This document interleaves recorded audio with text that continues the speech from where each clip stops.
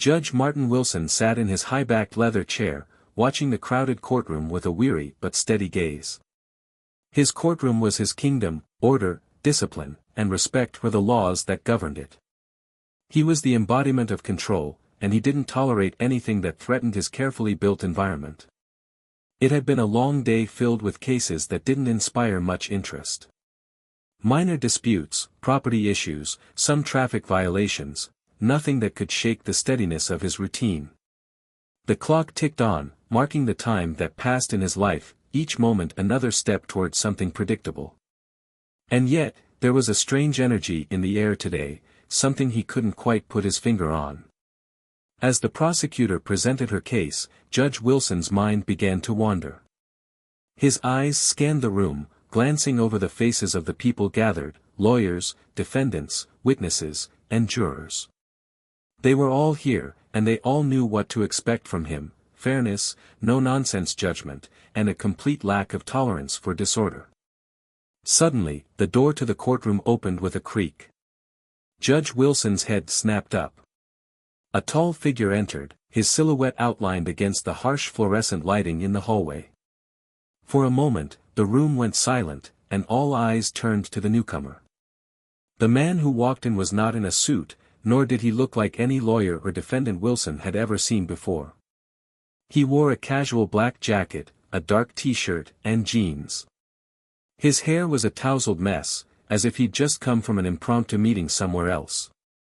But it wasn't the man's disheveled appearance that caught everyone's attention, it was the calm confidence with which he entered.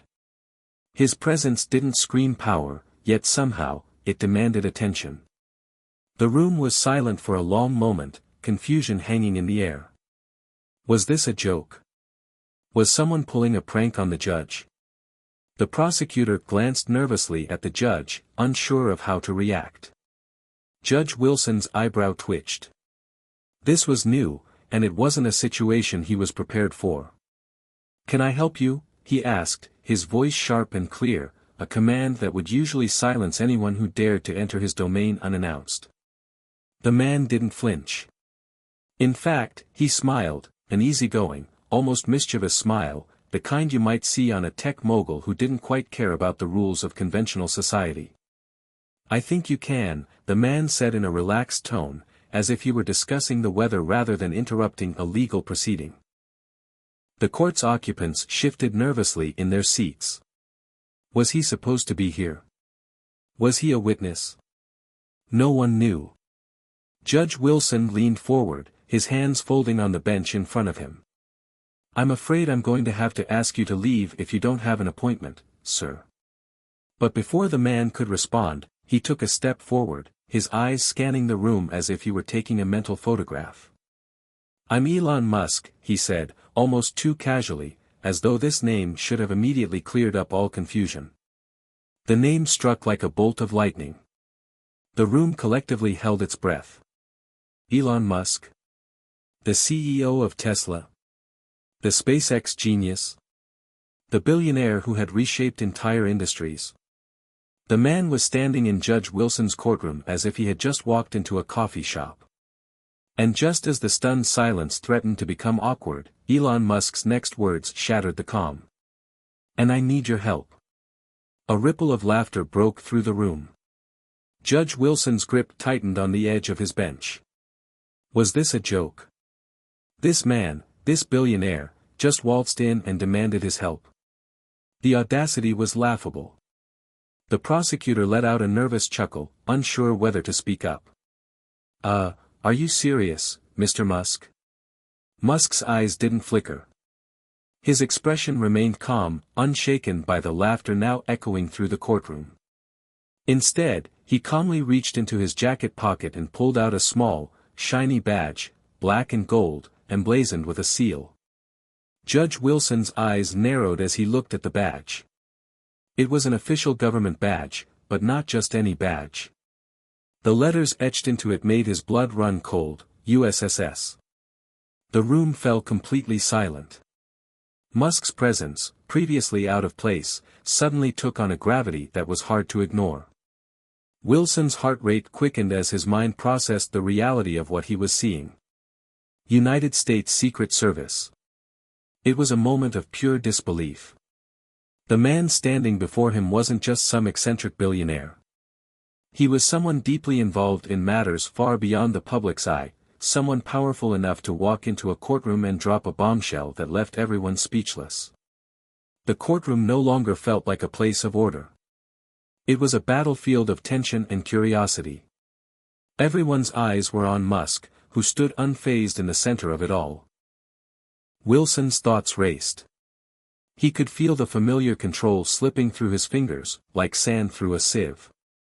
What was going on? What did Musk want from him? And why was the Secret Service involved? Elon Musk slowly put the badge away and took a deep breath.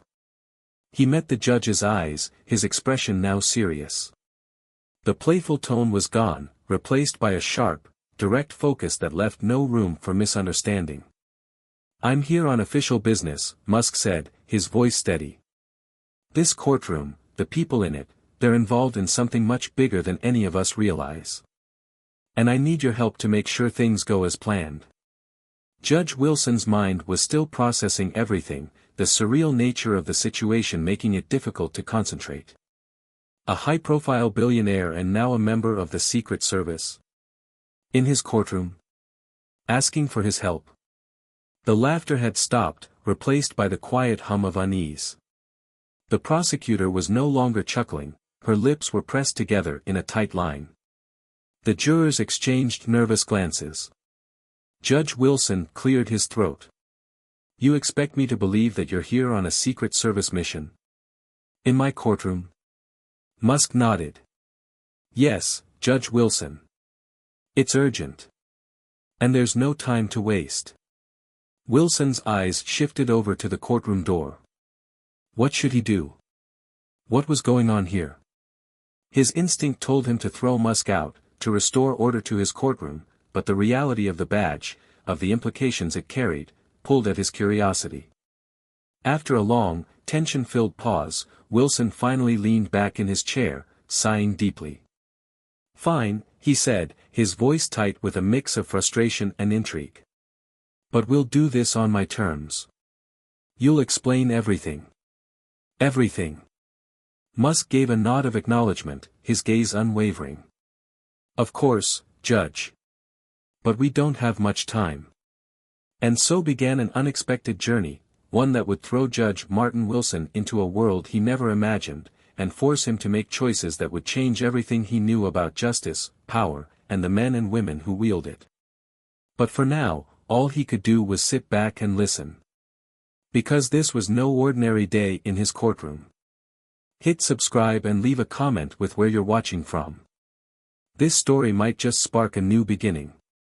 What's one thing that always pushes you forward, even when things get tough? Judge Martin Wilson had always been a man of order. He had built his life on structure, precision, and control. Born in a small town in Virginia, Martin had always been the type of person who followed the rules, believed in fairness, and saw the world in black and white. His parents, both teachers, instilled in him a sense of duty and responsibility from a young age. For them, success was achieved through hard work, dedication, and perseverance. Martin had always been a studious child, often spending his free time buried in books about the law, history, and philosophy. His fascination with justice started early. He would devour every legal thriller he could find, imagining himself in the shoes of the sharp-witted lawyers and justices who worked to uphold the law. But as much as he admired the drama of those stories, he knew that his path would be different. For him, there was no room for flair or theatrics in the courtroom. It was all about logic, procedure, and the unwavering pursuit of justice. After graduating at the top of his class from law school, Martin quickly made a name for himself. His ascent through the ranks was swift and impressive, and by his early 40s, he had earned a seat on the bench of a high-profile court. He had earned the respect of his peers, the lawyers who appeared before him, and the public for his no-nonsense approach to law. His reputation as a fair but unyielding judge was well established, and no one dared to cross him. But behind the stern exterior, there was more to Judge Wilson than just a man of the law. His personal life was a tangled web of missed opportunities, strained relationships, and unspoken regrets. Martin's marriage to Rachel, a fellow lawyer he met during his early years in practice, had been a whirlwind romance. They were ambitious, passionate, and driven, both determined to make their mark on the world. But as time went on, their once vibrant relationship began to wither under the pressure of their careers. Long hours at work, the constant juggling of responsibilities, and their different approaches to life slowly eroded their connection. Rachel had always wanted a family, but Martin had been too focused on his career to pay attention to her needs. His world revolved around the courtroom, and his work became his identity. He couldn't see how it was tearing them apart until it was too late. One evening, after another late night at the office, Rachel left a note on the kitchen counter. "I can't keep doing this, Martin. I need more than you can give." She was gone the next morning. Martin was left to pick up the pieces of his life, but he couldn't shake the feeling that something had been lost forever. Their divorce had been amicable, there were no bitter arguments or drawn-out court battles, but it was clear that both of them had moved on. Rachel had remarried soon after, and Martin was left to navigate the emptiness of his life without her. His son, Ben, had been the most difficult part of the divorce. Ben had been only 7 years old when Rachel left, and their relationship had become strained in the years since. Martin tried to be a good father, but his demanding career left little room for meaningful connection. The few times he attempted to spend time with Ben were met with resistance, and Martin couldn't understand why his son had grown distant. In his mind, he had provided for Ben in every way, he had given him stability, security, and the best education money could buy. But as Ben grew older, he became more withdrawn, more resentful of the long hours Martin spent at work, and less interested in the things that once brought them together. It wasn't until Ben had moved out to attend college that Martin realized how much he had missed in those formative years. He hadn't been there for his son the way he should have been. And now, Ben barely spoke to him, only sending occasional texts or emails to update him on his studies or to ask for money. Martin often found himself staring at the empty chair across from him at dinner, haunted by the memories of his broken family and wondering where it had all gone wrong. The weight of regret was always there, lurking in the background, a constant reminder that no amount of legal victories could make up for the relationships he had neglected. As he sat in his office, reviewing the files of the next case, Martin's thoughts wandered back to that moment with Rachel, the moment when she left him. He hadn't realized it at the time, but it was a turning point in his life. That was the moment when his work became his only source of fulfillment, and the moment when he shut off any possibility of true emotional connection. His career had become the wall he hid behind, the thing that kept him from facing the truth about himself. Now, as he sat in the courtroom, surrounded by lawyers and defendants, Martin's thoughts were interrupted by the buzz of his phone. It was a message from Ben. His son had finally reached out, after months of silence. Martin quickly opened the message, hoping for some sign that they could repair their fractured relationship. But the message wasn't about reconnecting. It was a simple update: "Hey Dad, I'm doing okay. Just wanted to check in." It wasn't much, but it was something. Martin couldn't help but feel a glimmer of hope, maybe there was a chance to rebuild their relationship, to make things right. But he also knew that it would take more than just words to fix what had been broken. His reverie was cut short as the door to his office opened, and his clerk stepped in, holding a new case file. The mundane reality of his work pulled him back into the present, but the weight of his personal life remained with him. There was no escaping the regrets, the guilt, or the longing for something more. And just when he thought he had everything under control, when he thought he had his life figured out, Elon Musk walked into his courtroom. The encounter with Musk had shaken him, as if a hidden door had been flung open, revealing a world that was far bigger, more complex, and more dangerous than anything Martin had ever known. Musk wasn't just an eccentric billionaire who happened to walk into his courtroom, he was a man with a mission that would pull Martin Wilson into a world where everything he thought he knew about justice, duty, and life would be turned upside down. As he sat back in his chair, staring at the empty space where Musk had stood moments ago, Judge Wilson couldn't help but feel that his life was on the verge of an unexpected transformation. For better or worse, the path he had known was about to take a sharp turn, and there was no turning back. The next few days felt like a blur to Judge Martin Wilson. His encounter with Elon Musk, still fresh in his mind, had left him restless and filled with questions. What had Musk meant by needing his help? Why had he, of all people, been chosen for this? And why had Musk, with all his power and influence, come to him, of all places? The courthouse, once a space of order and clarity, now felt different. The walls seemed closer, the air more suffocating.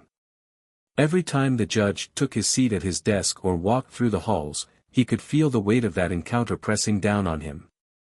What had Musk meant when he said there was no time to waste? What was so urgent that it required the intervention of someone like him? The more Martin thought about it, the more questions piled up, and the more uneasy he became. The courtroom, where he had always held a sense of control, now felt like an alien space, one where the rules he trusted for so long no longer applied. The courthouse had an unusual buzz that week. Word spread fast, as it always did when something notable happened. Judge Wilson had been in the presence of none other than Elon Musk, and rumors began to swirl about what the tech mogul was really doing in the judge's courtroom. Was it a publicity stunt? A political maneuver? Or was it something darker, something that involved secrets far beyond the public's knowledge? As much as Martin tried to shake off the tension, the courtroom began to feel like a pressure cooker. His staff was talking behind his back, the whispers growing louder with every passing hour. Everyone had an opinion, and no one was shy about sharing it. The assistant prosecutor, Sandra Lopez, caught Martin alone one afternoon while he was reviewing a case file in his chambers. "Judge, is it true?" she asked, her eyes wide with disbelief. "Did Elon Musk really ask for your help?" Martin looked up from the file, meeting her gaze. Sandra had been with him for a few years, and she had earned his trust. But this was a different kind of conversation. She wasn't just the assistant prosecutor anymore, she was a concerned colleague trying to make sense of an impossible situation. "It's true," Martin replied, his voice low. "He came into the courtroom, showed me his badge, and said he needed my help with something." Sandra crossed her arms, skeptical. "But why you? You're not exactly a criminal lawyer, Judge. You're known for handling civil cases, not high-profile, top-secret government business." Martin sighed, rubbing his temples. He was starting to feel the weight of that same skepticism. "I don't know. It doesn't make sense. But something about it felt different. And that's what worries me the most." Sandra tilted her head, studying him closely. "You've dealt with politicians, business tycoons, even some shady characters. But this? This doesn't add up. There's something you're not telling me, isn't there?" Martin stood up, walked to the window of his office, and looked out over the city.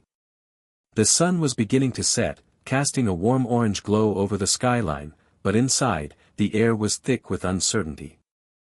"I don't know what it is, but I feel like I've just walked into the middle of something much bigger than I can comprehend," he confessed. "And the worst part? I'm not sure I can back out now. I don't know how to." Sandra placed a hand on his shoulder, her voice soft but firm. "You've always known how to handle things, Judge. You've got control over everything.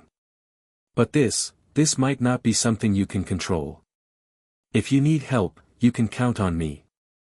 Martin nodded, grateful for her support, but still uncertain of how much help she could really offer in a situation like this. This wasn't just a case in his courtroom, it was a personal dilemma that felt far beyond his jurisdiction. That night, Martin couldn't sleep. He tossed and turned in bed, haunted by the thoughts of Musk, the badge, and the mystery that had just been thrust into his life. It felt like a ticking clock was counting down somewhere in the back of his mind, reminding him that the truth was out there, and he had to find it before it was too late. The next morning, the situation escalated. Martin was summoned to an urgent meeting with the head of courthouse security, Carl Henderson. "Judge," Carl said, his tone serious as he entered Martin's office. "We've received some unusual reports. There are people who've been asking questions about you, about your involvement with Musk. It's not just the usual press junk. This feels different." Martin's heart skipped a beat. "Who's asking?" Carl hesitated for a moment, then continued. "Federal agents. They've been sniffing around, asking about any unusual activity in the courthouse. They didn't identify themselves at first, but we managed to get a few names. We think they might be part of some sort of covert operation, but the details are sparse. They've been asking specifically about your recent dealings." Martin froze. "Covert operation," he repeated, feeling the blood drain from his face. "What do they want with me?" Carl's expression softened, but his eyes were still clouded with concern. "That's the problem, Judge. We don't know. They're being vague, but it seems like they're keeping tabs on you. Something's not right, and it's starting to feel like they want to control the narrative." The walls felt like they were closing in on Martin as he processed this new information. He wasn't just tangled up in a strange situation with Musk anymore, he was now part of something that the federal government was monitoring, something with enough gravity to draw their attention. And yet, he didn't know why. "How should I proceed?" Martin asked, his voice steady despite the whirlwind in his mind. Carl hesitated. "Keep your head down. Don't make waves. If you're being watched, it's best not to provoke them. But whatever's going on, it's bigger than anything you've handled before. And you're in the middle of it." Martin stared at Carl for a long moment, trying to process everything. The tension in the room was palpable, the uncertainty growing with every passing second. Whatever this was, it wasn't just a case, it was a storm gathering on the horizon. And Judge Wilson knew one thing for certain, there was no turning back now. The days following the warning from Carl were a whirlwind of confusion and mounting tension. Martin found himself navigating through a maze of cryptic conversations, secretive government agents, and unfamiliar threats that seemed to lurk around every corner. The courtroom, once a familiar space of reason and structure, had become a battleground for something much larger than he could ever have imagined. Martin had always prided himself on his ability to maintain control. As a judge, his job was to decide the fate of others, to bring clarity and finality to complex legal disputes. But this situation, involving Elon Musk and shadowy federal operatives, was not something that could be governed by law or order. It was something else entirely, something beyond the courtroom's walls. His phone rang early one morning, interrupting his thoughts as he sat at his desk reviewing case files. The name that flashed on the screen made his heart skip a beat. It was Elon Musk. "Judge Wilson," Elon's voice came through, cool and composed as usual. "I know this is a lot to take in. But we don't have time to waste. I need you to meet me. I'll explain everything then." Martin felt a shiver run down his spine. There was an urgency in Musk's tone that he hadn't heard before, a quiet intensity that made him uneasy. Musk wasn't known for showing his cards, let alone expressing concern.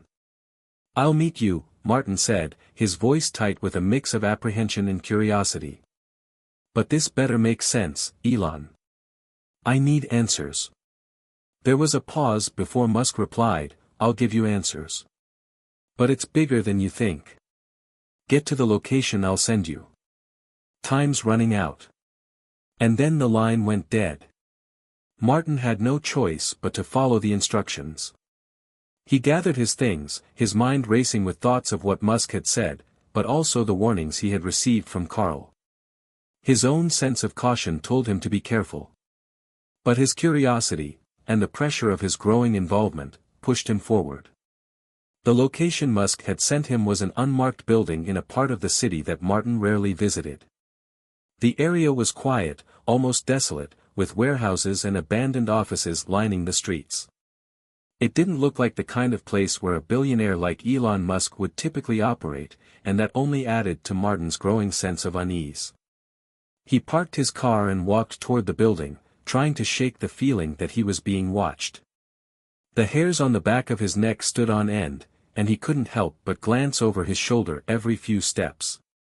The weight of the situation had settled on him like a heavy cloak, making every movement feel deliberate, calculated. As he approached the entrance, the door swung open, and Musk stood there, waiting for him. His usual charisma was replaced by something else, a sternness that made Martin's heart race. "Come in," Musk said, his voice low. "We don't have much time." Martin stepped inside, his eyes adjusting to the dim lighting. The room was large, with a few desks and computers scattered around, but the most striking feature was the presence of several people in the room, men and women in suits, all wearing earpieces, their faces unreadable. "This is my team," Musk said, motioning to the group. "They're here to help with what comes next. But before we begin, I need to make something clear, this is no ordinary case. It's not something the public can know about, and it's certainly not something the courts can handle in the usual way." Martin's mind was spinning. "What are you talking about? What does this have to do with me?" Musk paused, his eyes dark with intensity. "I need someone who can think outside the box. Someone who isn't bogged down by the red tape of the government or the expectations of the public. I need someone who understands the stakes. And you, Judge Wilson, are the one who can help." Martin shook his head, trying to make sense of the words. "You're asking me to break the law? To do something illegal?" Musk's gaze didn't waver. "No. I'm asking you to do something that's necessary. Sometimes the law isn't enough. And in this case, the law is standing in the way of something far more important." Before Martin could respond, one of Musk's team members, a woman with sharp features and an air of authority, stepped forward and placed a folder on the table in front of him. She didn't say a word but simply looked at him, waiting for him to open it. Martin's hand hesitated for a moment before reaching for the folder. Inside, he found documents, redacted government files, classified information, and a few photos that made his stomach drop. The images were of people he didn't recognize, but they were standing in places that shouldn't have been linked together. There were photos of military installations, private jets, and international meetings, all connected to a series of mysterious events that had been happening under the radar. "What is this?" Martin asked, his voice barely above a whisper. Musk stepped forward, his expression grim. "This is the heart of the matter. What you're looking at are pieces of a larger puzzle, one that involves global security, corporate espionage, and a network of influence that reaches far beyond what you can imagine. The people in those photos are key players, and they're hiding something from the world. Something dangerous." Martin's mind was reeling. He had seen plenty of cases in his career, but nothing like this. This was no ordinary conspiracy, this was a web of power and deception that spanned the globe. The implications of what Musk was saying were terrifying. "Why me?" Martin asked, struggling to keep his voice steady. "Why come to me with this?" Musk's eyes locked onto his gaze unwavering. "Because you're a man of integrity. You're not swayed by public opinion or corporate pressure. You're a judge. You understand what it means to uphold the truth, even when the truth is inconvenient. I need you to act and others are too afraid to." Martin felt the weight of those words settle in his chest. He had always believed in doing what was right, but this was no longer about following the law, it was about something much bigger. And suddenly, it was clear, this was no longer a simple case. It was a mission, one that would require more than his knowledge of the law. It would require him to make impossible choices, to stand up against forces far more powerful than any courtroom. "Are you ready, Judge Wilson?" Musk asked, his voice laced with urgency. For the first time in his career, Martin didn't know the answer. But he knew one thing, his life was about to change in ways he could never have predicted. And there was no turning back now. The room was tense. Musk's team hovered around the table, eyes fixed on Martin as he sat in front of the classified documents. The weight of the situation hit him harder than ever before. The magnitude of what was being asked of him was almost beyond comprehension. He could feel his pulse quicken, his throat dry, and his thoughts racing in 1,000 different directions. It was as if his entire life had led to this moment, except he hadn't expected it to come this way. Not with Elon Musk. Not with global stakes.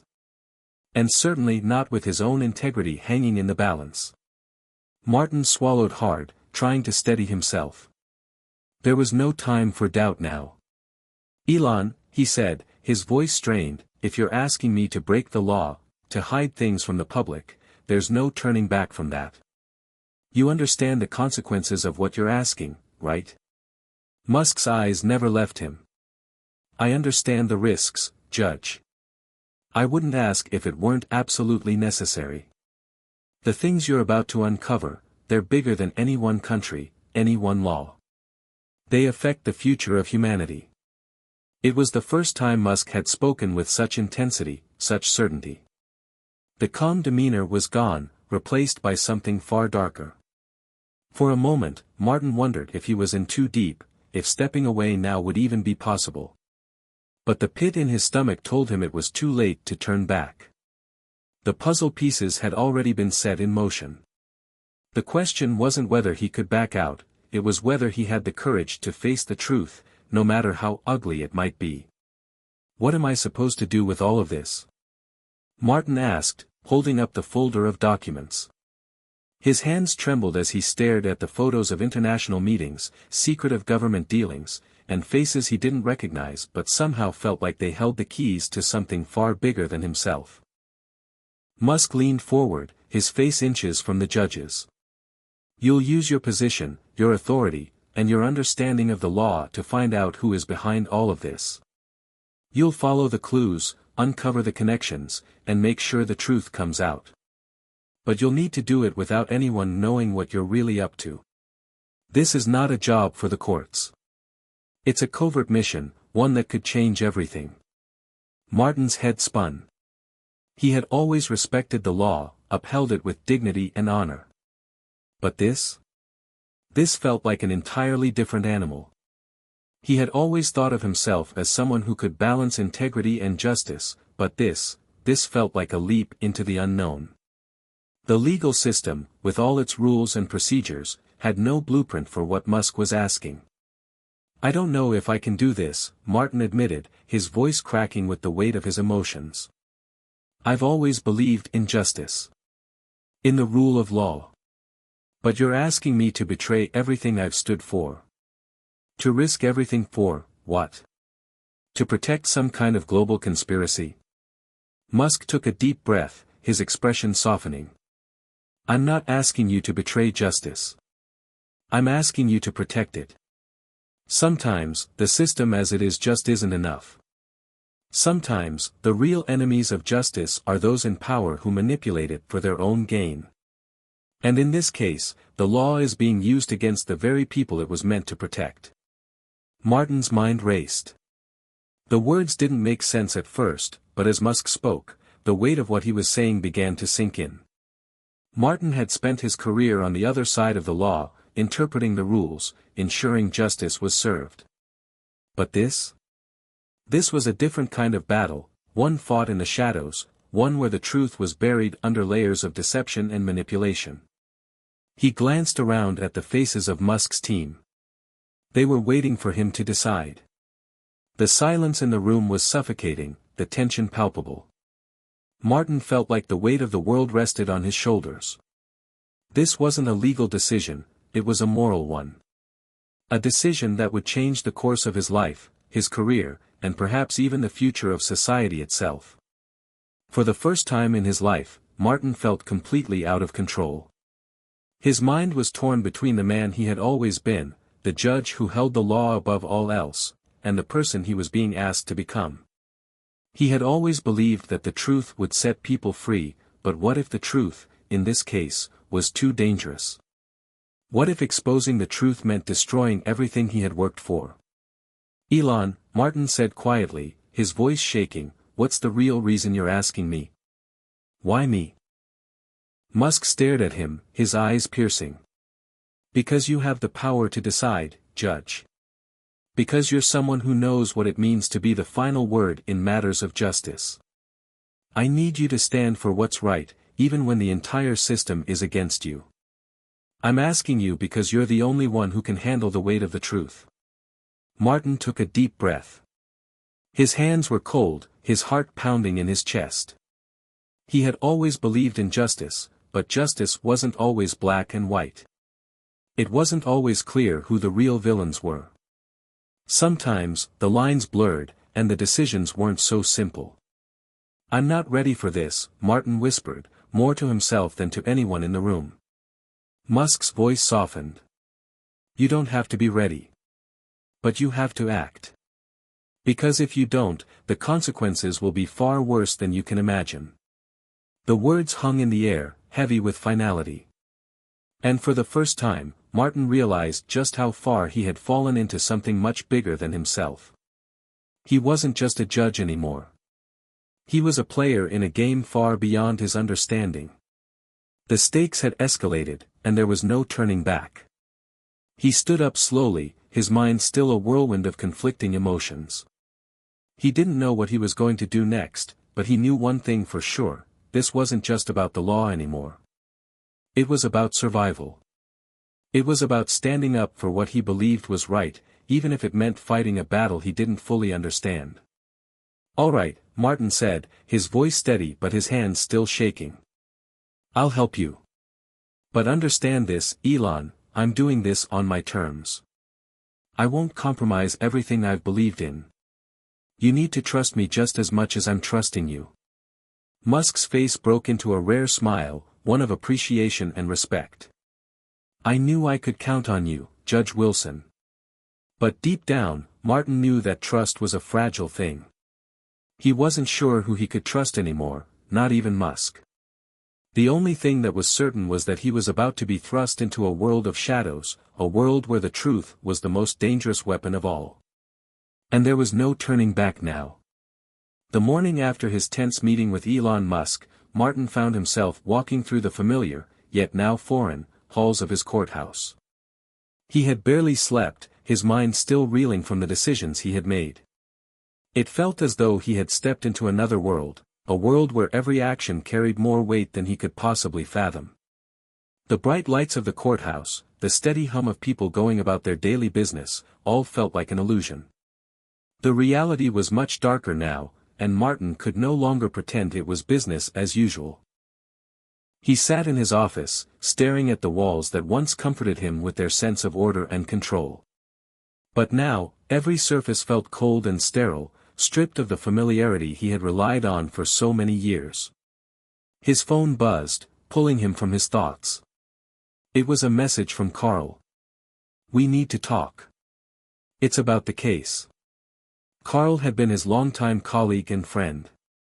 He had always been the voice of reason, someone who grounded Martin in the turbulent world of law and order. But now, even Carl was caught up in something much bigger than either of them could have anticipated. Martin's fingers hesitated over the screen before typing back, "Come by the office. I'll be waiting." He couldn't afford to keep running from this. He had made the choice to step into this dangerous world, and now he had to see it through. But with every passing moment, he felt the weight of the consequences pressing down on him more heavily. When Carl arrived, he looked just as out of sorts as Martin felt. There were deep lines under his eyes, and his usual calm demeanor was replaced with an anxious energy. He sat across from Martin, his gaze immediately locking onto the judge. "I know you've been busy," Carl said, his voice low. "But I need to understand. What did Musk want from you? And why are you involved in all this?" Martin took a deep breath. The air in the room felt heavy, almost suffocating. He glanced at the door, ensuring they were alone, before answering. "I don't fully understand it myself, Carl," Martin admitted. "But I was asked to look into something bigger than any case I've ever seen. It's not just a legal matter anymore. It's about national security, about global power players who control things from behind the scenes." Carl's brow furrowed. That's not what I signed up for, Martin. This isn't the kind of case we handle. We deal with the law, not conspiracies. Martin nodded slowly, his mind replaying the gravity of the words Musk had used. I know. But I can't walk away now. The more I look into it, the more I see how deep this goes. I need to figure out who's behind it, and why. Carl shook his head, clearly concerned. What are you going to do? You're not a spy, Martin. You're a judge. You're the one who's supposed to make sure things are done by the book. Martin's gaze hardened. I am still a judge. But the book doesn't always have the answers. Sometimes, the rules aren't enough to get to the truth. Carl fell silent, clearly struggling with the conflict. I get it. But you're treading in dangerous waters, my friend. And I don't know if I can be part of this. The words hit Martin harder than he expected. He had always relied on Carl's support, his unwavering loyalty. But now, it seemed that loyalty was being tested in a way neither of them could have anticipated. Carl wasn't ready to dive into this world of shadows and secrecy. I understand, Carl, Martin said quietly. I knew this would be hard. I don't expect you to come with me down this path if you don't believe in it. But I have to see it through. I have no other choice. Carl sighed, running a hand through his hair. Just promise me this, don't lose yourself in this. Don't let the lies and the secrets change who you are. You're a good man, Martin. Don't let that get lost in all this chaos. The sincerity in Carl's voice hit Martin like a punch to the gut. For a brief moment, he wondered if Carl was right, if he was walking down a path that would ultimately change him. But there was no turning back now. He had already made his choice, and it was too late to retreat. I won't forget who I am, Martin said, his voice firm. But I can't sit on the sidelines while the world around me crumbles. I need to do something. Even if it's the hardest thing I've ever done. Carl met his gaze, his expression filled with both concern and resignation. Just be careful, Martin. You're playing a dangerous game, and I don't know how it's going to end. With that, Carl stood up, his footsteps echoing in the empty office as he left. The silence that followed was deafening. Martin stared at the door for a long time, his mind swirling with doubt and uncertainty. Carl had always been the one who kept him grounded, but now he was alone in this. But even as the weight of his decision threatened to crush him, a new sense of resolve began to take hold. This was bigger than just him. The truth, whatever it was, needed to come out. He couldn't back down now. Not when lives were at stake. And so, Martin knew that he would keep moving forward. He would continue his journey into the heart of this conspiracy, even though he wasn't sure who he could trust or where the path would lead. It wasn't about winning or losing anymore. It was about doing what was right. He stood up from his desk, his body tense but his mind sharp. There was no turning back. And no matter how dark the road ahead seemed, he would face it head-on. After all, he had made a promise, to himself and to those who still believed in him, that he would not let fear or doubt guide his decisions. As he stepped out of his office, Martin knew one thing for certain: this was just the beginning. The days following his conversation with Carl passed in a blur. Martin found himself consumed by the mystery surrounding the case. Every new piece of information, every document, only seemed to deepen the enigma. He was no longer just a judge, bound by the rules of law and procedure. He was something else now, someone who operated in the shadows, forced to navigate a world of secrets and lies, all while trying to protect the fragile sense of justice he had spent his entire career upholding. His mind couldn't escape the reality of what he was facing. What had started as a simple legal matter had quickly evolved into a game of global intrigue. And the more Martin dug, the more he realized that the stakes were much higher than he had originally thought. His office was cluttered with documents and files, each more convoluted than the last. Some were encrypted, others redacted, but all of them hinted at a much larger conspiracy, a conspiracy that, if revealed, could shake the very foundations of society. Musk's warning echoed in his mind, the system isn't enough. Martin had always believed in the power of the law, the idea that the courts were the ultimate arbiter of right and wrong. But now, he found himself questioning everything he had once held sacred. Could the law truly deliver justice in a world that was so corrupt? Or had the very system he had sworn to protect become the tool of those who sought to control the truth? It was on the third night after his meeting with Musk that Martin received a call that would send him even deeper into the unknown. Judge Wilson, the voice on the other end, was calm but urgent. "We need you. It's time to move forward." It was a voice he hadn't heard in years, but one that brought a chill down his spine nonetheless. It was the voice of someone who operated far outside the boundaries of the law, someone with access to information that no one should have. This was not just a call from Musk's team. It was from a shadowy figure in the background, someone who had been watching from the edges of the situation, waiting for the right moment to intervene. "I was expecting this," Martin said, trying to mask the apprehension in his voice. "We have the next step ready. But we need you to meet with someone. They're close to the heart of the operation. You'll get everything you need."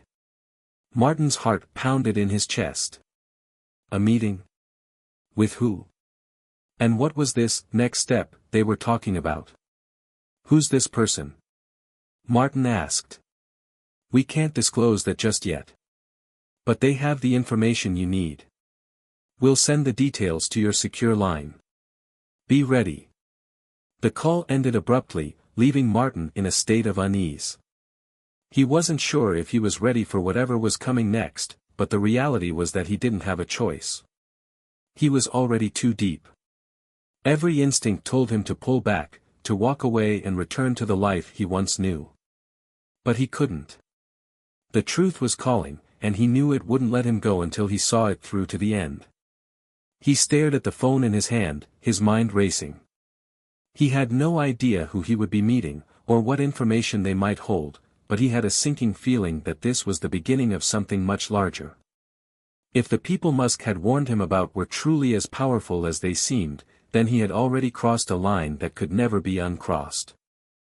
Later that evening, the encrypted message arrived. The details were sparse: a time, a place, and a cryptic instruction: trust no one.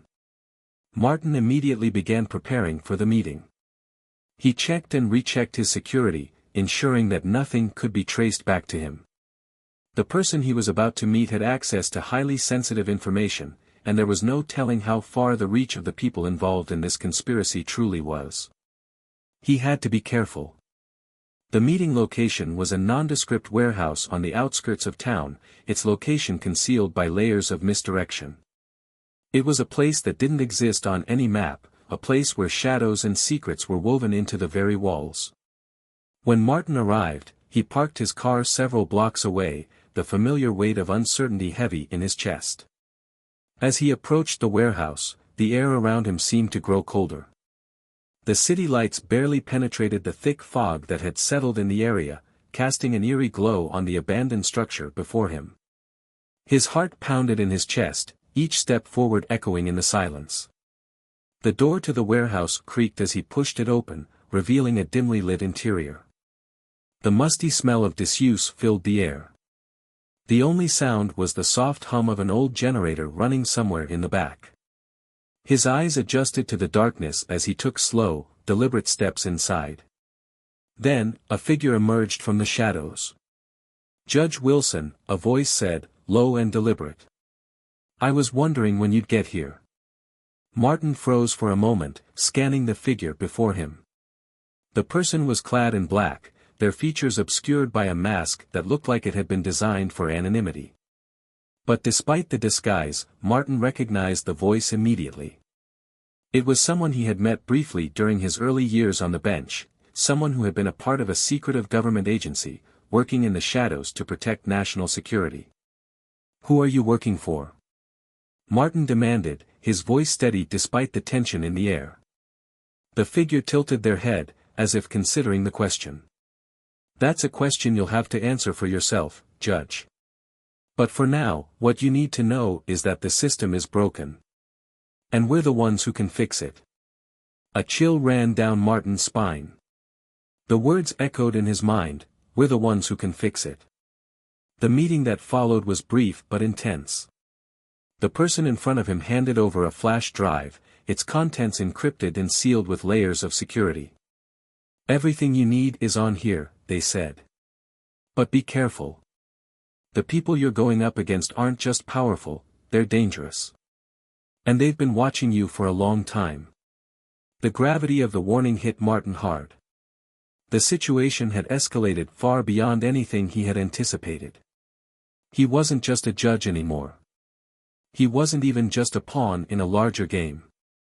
He was now a key player, caught in the crossfire of forces he didn't fully understand. As he left the warehouse, the weight of the flash drive in his pocket felt like an anchor, tethering him to a fate he couldn't escape. He didn't know where this journey would take him, but one thing was certain, there was no turning back now. The truth had its claws in him, and he was determined to uncover it, no matter the cost. The drive back from the warehouse was long, filled with silence and uncertainty. Martin's mind raced as he gripped the wheel, the flash drive weighing heavily in his jacket pocket like a ticking time bomb. He had always prided himself on being able to control the narrative, to guide his cases with methodical precision. But now, it felt as though the narrative was slipping away from him, and he was simply a player on a stage much larger than he had ever imagined. The flashing lights of the city were a blur as he drove, his thoughts consumed by the conversation with the mysterious figure. The system is broken. It was a line that echoed in his mind, reverberating with an urgency that Martin could not shake.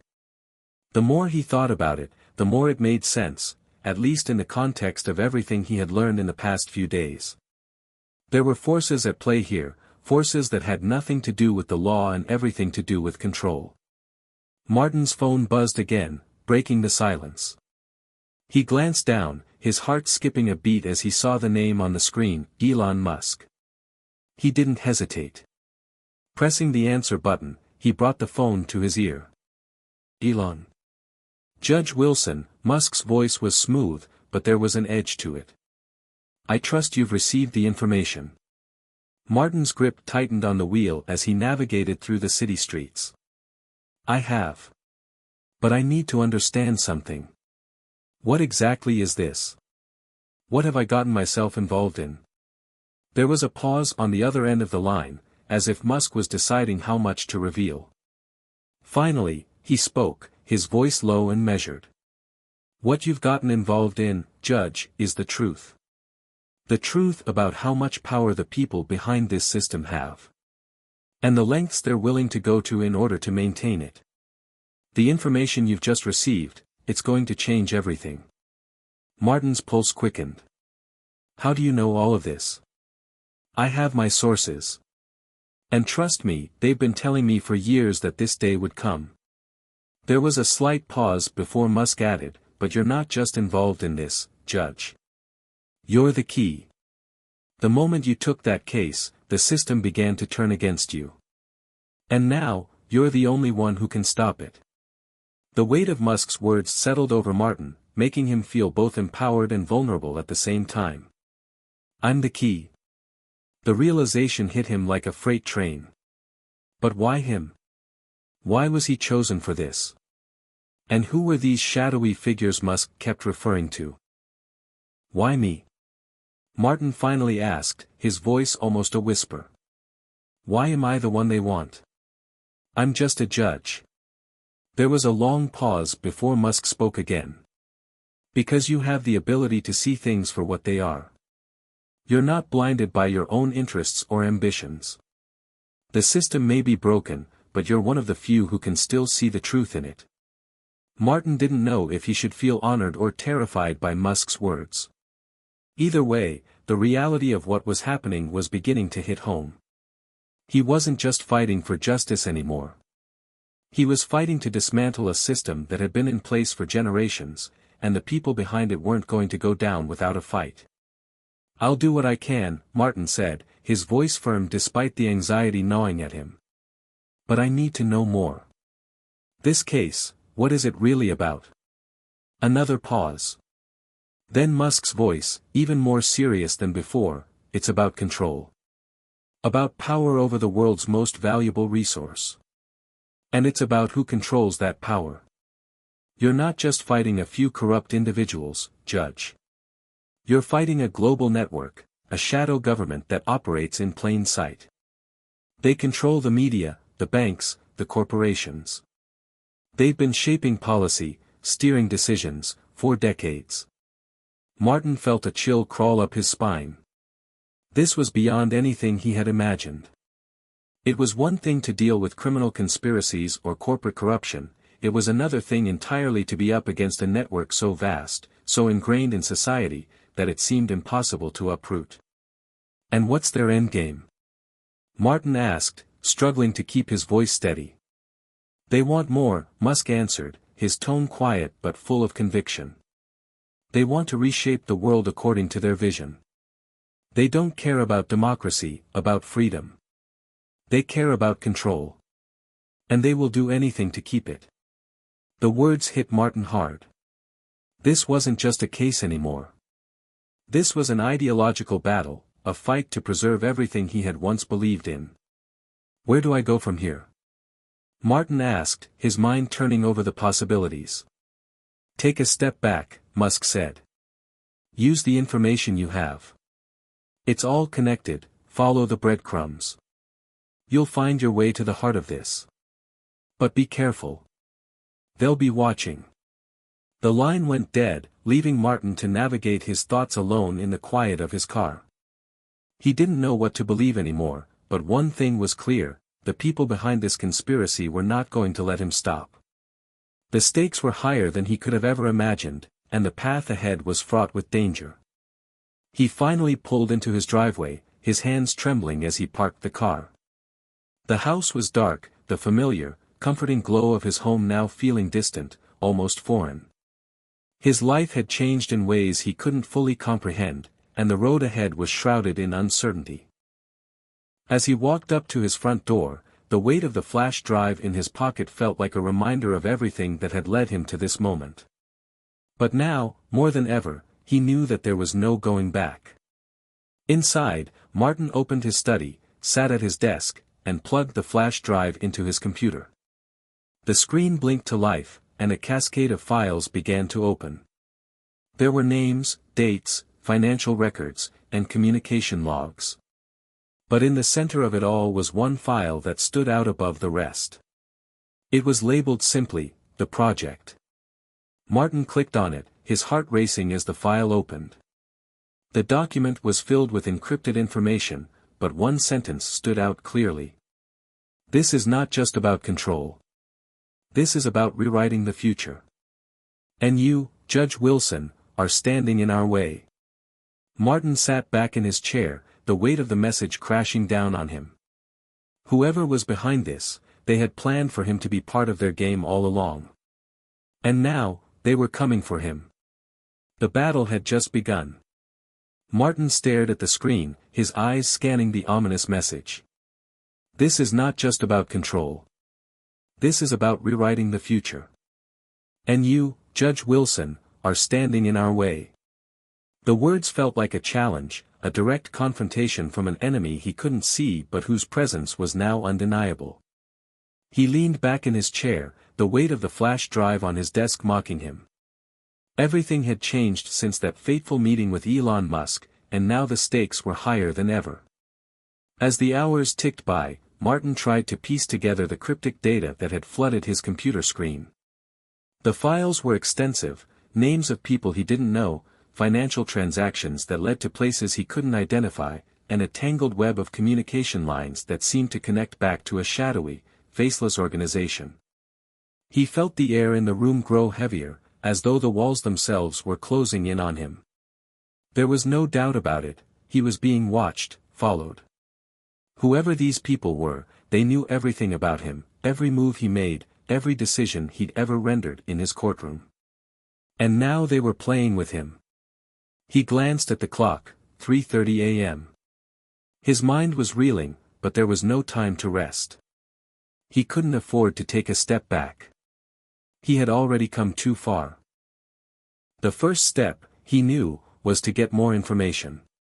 He needed to understand the full extent of the conspiracy, the true depth of the operation he had stumbled into. But how? Where could he turn for help without risking even more exposure? Suddenly, his phone buzzed again. Martin picked it up, his heart rate spiking as he saw the message. "They're coming for you. Be ready." It was a cryptic message, but it was clear, someone was warning him. The question was, who? And why had they waited until now to reach out? He quickly replied, "Who is this?" The response came almost immediately, "A friend. Don't trust anyone." Martin's breath caught in his throat. It wasn't much to go on, but it was enough to stir a sense of urgency within him. Someone was out there, looking out for him, or at least trying to. But the timing was unsettling. The message felt like a warning, an acknowledgement that the people who were after him were already closing in. His mind raced. He needed to find answers. He needed someone who understood this tangled web better than he did. And then, it hit him, Carl. The man from his past who had told him to dig deeper, who had offered the first hints that something was very wrong. He had to contact him. But would it be safe? Martin grabbed his phone and sent a text, "We need to meet. It's urgent." As soon as he sent it, the doorbell rang, a sharp sound that cut through the silence of his house like a knife. His heart skipped a beat. He wasn't expecting anyone, not at this hour. He quickly muted his phone and moved silently to the door, his pulse racing. Through the peephole, he saw no one, just the empty night. But that didn't mean it was safe. He opened the door slowly, carefully, his senses heightened. Nothing. There was no one standing on his doorstep. Just the quiet of the early morning. Confused and on edge, Martin stepped back inside, locking the door behind him. But the unease lingered. He had no idea who could be behind that unexpected visit. It wasn't a simple prank or a harmless interruption, it felt like a message. A warning. His phone buzzed again, interrupting his thoughts. The text from Carl had come through. "Meet me at the old diner on 5th Street. Midnight." The message was blunt. But that was Carl's way, direct and to the point. There was no time to waste. Martin grabbed his coat and headed for the door, his thoughts a whirlpool of confusion and fear. The diner was a relic of a bygone era, a 24-hour greasy spoon nestled at the corner of 5th Street. It was the kind of place that didn't change, no matter what was happening in the world.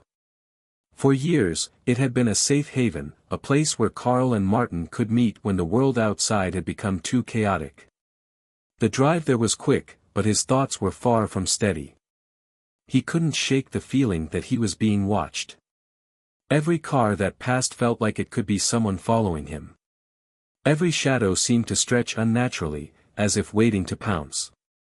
When he finally arrived at the diner, it was empty, save for a lone figure sitting at the counter, staring into a cup of coffee. Carl. He didn't look up when Martin entered, but Martin knew the man well enough to understand his usual demeanor. Calm, composed, but with an undercurrent of tension. "I thought you'd be here by now," Carl said, his voice quiet but urgent. Martin took a seat next to him, glancing around nervously before leaning in. "What's going on, Carl?"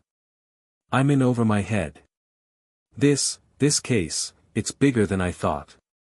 Carl nodded slowly, taking a sip from his mug before placing it back on the counter.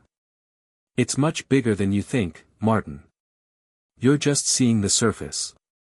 The deeper you dig, the more dangerous it gets. They've been tracking you for days." Martin felt a chill creep up his spine. "Who are they, Carl? Who's behind this?" Carl's eyes flicked toward the door, as if checking to make sure no one was listening. "It's not just one group. It's a network.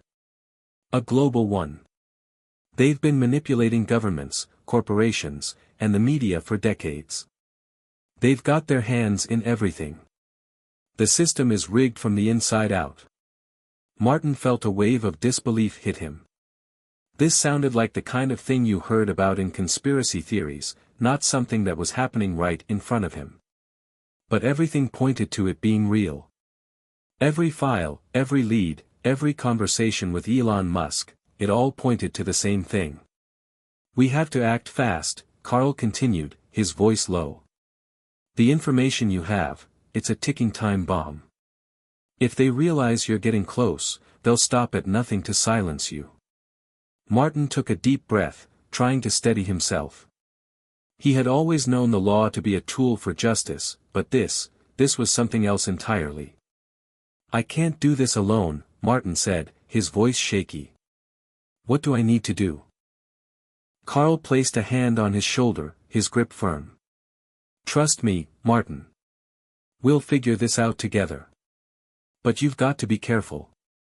They're watching you, and they'll stop at nothing to make sure you don't uncover the truth. As the words sank in, Martin realized just how deep he was now. There was no turning back. The web had tightened around him, and the only way out was to confront the truth head-on. The moment Martin left the diner, he could feel the tension in the air. The warning from Carl had been clear, they're watching, and now, more than ever, he had to tread carefully. As he walked to his car, he kept glancing over his shoulder, half expecting someone to jump out from the shadows. It was a paranoid feeling, but one that was quickly becoming a reality. The drive home was uneventful, but Martin's mind was racing. He couldn't shake the feeling that every decision he made from here on out would lead to a confrontation, one that he wasn't sure he was prepared for. The weight of the flash drive in his pocket, the one that held the key to everything, seemed heavier with every passing second.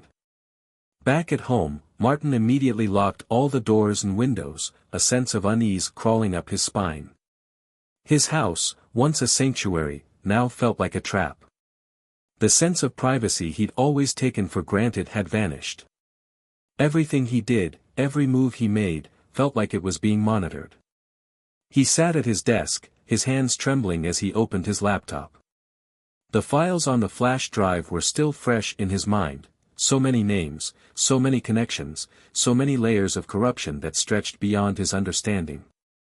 But Carl's warning echoed in his mind, the deeper you dig, the more dangerous it gets. The phone buzzed again.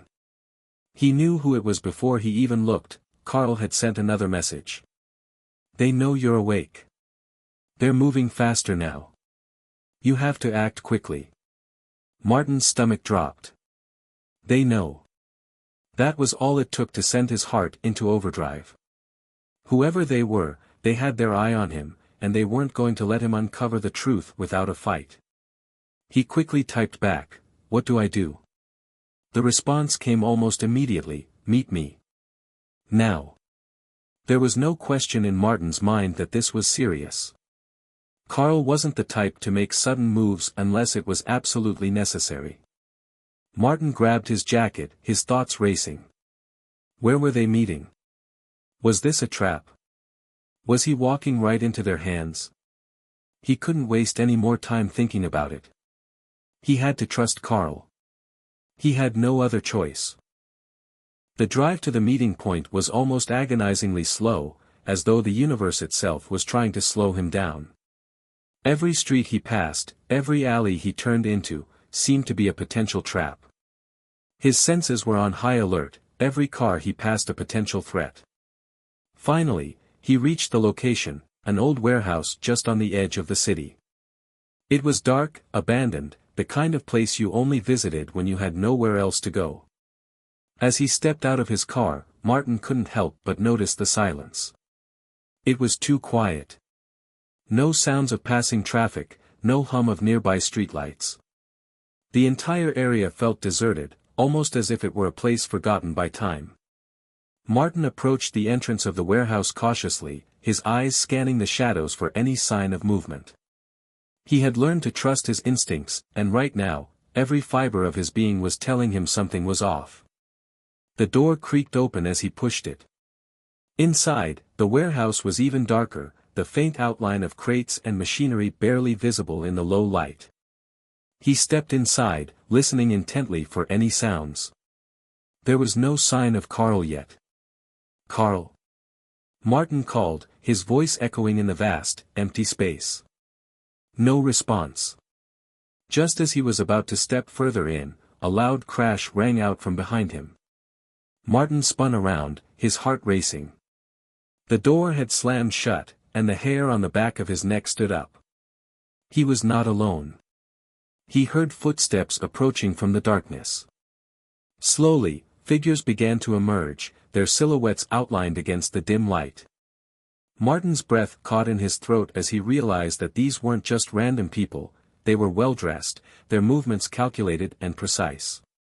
They were professionals. "Looking for someone?" a voice called out from the shadows. Martin didn't answer. He backed up against a stack of crates, his hand instinctively reaching for the gun hidden beneath his coat. He had always been prepared for the worst, but this situation felt different, more dangerous than anything he had ever faced in the courtroom. Another figure emerged from the shadows. Carl. But it wasn't the Carl he had known. This Carl had an icy look in his eyes, a coldness that made Martin's blood run cold. The man who had once been his ally now stood before him like a stranger. "I told you to be careful, Martin," Carl said, his voice low and dangerous. "But I see you didn't listen." Martin's mind raced as he tried to make sense of the situation. What was happening? Had Carl been working for them all along? "You've been with them, haven't you?" Martin said, his voice cracking with disbelief. Carl's lips curled into a faint smile. "You were always too trusting, Martin. That's why they chose you." The words hit Martin like a slap in the face. They chose him. "You were never meant to uncover the truth," Carl continued, stepping closer. "You were meant to be a pawn, just like everyone else." Martin's world seemed to tilt on its axis. All this time, he had thought he was working against some faceless enemy, fighting for justice. But now, it was clear, he had been part of their plan all along. Carl reached into his coat and pulled out a small device, something that looked like a detonator. "It's too late to stop it now," he said, his voice dripping with cold satisfaction. A loud bang suddenly echoed from somewhere in the distance. The ground shook, and a bright light pierced through the darkness, blinding Martin momentarily. The entire warehouse seemed to vibrate with the sound of something massive moving closer. Carl didn't flinch. He merely smiled. "You see," he said, "it's already begun." Martin's mind raced as the magnitude of the situation hit him like a freight train. The system wasn't just rigged, they were planning something big, something that would change the world forever. And he had just walked into their trap. The web had tightened, and there was no way out. But Martin wasn't ready to give up. Not yet. With all the strength he could muster, he lunged for Carl, knocking the device from his hand and sending it skittering across the floor. Carl reacted quickly, but it was too late. The fight for his life was just beginning. Hit subscribe and leave a comment with where you're watching from. This story might just spark a new beginning. What's one thing that always pushes you forward, even when things get tough? The journey out of the warehouse was surreal. Martin followed Elon in a daze, the weight of everything that had just transpired pressing heavily on his chest. Carl was dead. The detonator was gone. Yet somehow, things felt far from over. In fact, they felt like they were just beginning. As they walked through the empty streets, the moonlight casting eerie shadows across the cracked pavement, Martin couldn't help but feel a deep sense of dread creeping up on him. The mystery was deepening, and Elon's cryptic words only added to the confusion. A map. A way to save the world. The idea seemed ludicrous, but Martin knew better than to dismiss it outright. Nothing about this situation made sense anymore. The people he had trusted, the ones he thought were fighting for justice, had all turned out to be players in a game much bigger than he could have ever imagined. They reached Elon's car, a sleek, black sedan that seemed out of place in the rundown neighborhood. Elon opened the door for Martin, who hesitated before climbing in. The reality of the situation was hitting him all at once. The billionaire wasn't just some bystander in this mess. He had been a part of it from the start. But how? And why had he intervened when Carl was ready to kill him? Before Martin could ask any more questions, Elon spoke. "I know you're wondering what this is all about," he said, his voice calm but heavy with purpose. "But right now, there's no time for a full explanation. All I can tell you is that we're running out of time, and you're involved whether you like it or not." Martin clenched his fists, his frustration boiling over. "What do you mean, involved? I was just trying to uncover the truth. I had no idea it would lead to this." Elon's expression softened, but just barely. "The truth is far more complicated than you realize. There are layers to this, layers that go all the way to the top. And the people behind this, they've been manipulating the world in ways you can't even imagine." Martin sat back in the seat, trying to process Elon's words. His mind was swimming with questions. Manipulating the world? It sounded like something out of a spy thriller, not a real-life situation he was caught in. Elon continued, his eyes focused on the road ahead. "The flash drive you have, it contains something that was never meant to be discovered. It's a blueprint, a roadmap to what they've been working on for years. It's not just about corruption or power. It's about reshaping the entire global system." Martin's brow furrowed. Reshaping? How? Elon's grip tightened on the steering wheel, his knuckles turning white. "There's a new world order in the making. A global agenda that's been orchestrated by a handful of people. And they'll stop at nothing to make sure it goes through." The words felt like a slap in the face. Martin's world was spinning faster than he could comprehend. A new world order. Global manipulation. It sounded like a conspiracy theory, but everything in the past few days had been far stranger than anything he could have imagined. "Elon, I'm not some hero," Martin said, his voice low. "I'm just a lawyer. I don't know how to fight against something like this." Elon glanced over at him, his expression unreadable. "That's exactly why you're the right person for this. They never expected someone like you to uncover what's really going on. You've seen the cracks in the system, and now it's time to tear it all down." The words hung in the air between them, heavy with meaning.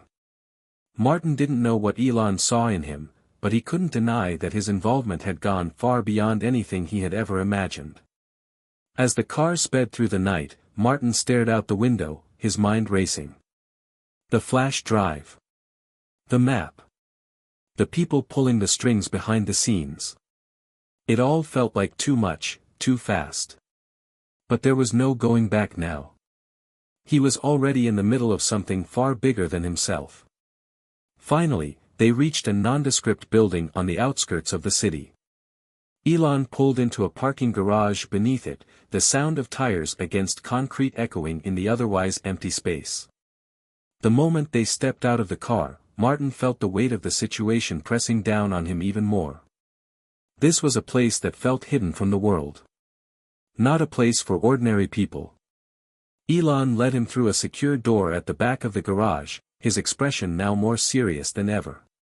"This is where we'll begin," he said, gesturing to the hallway ahead.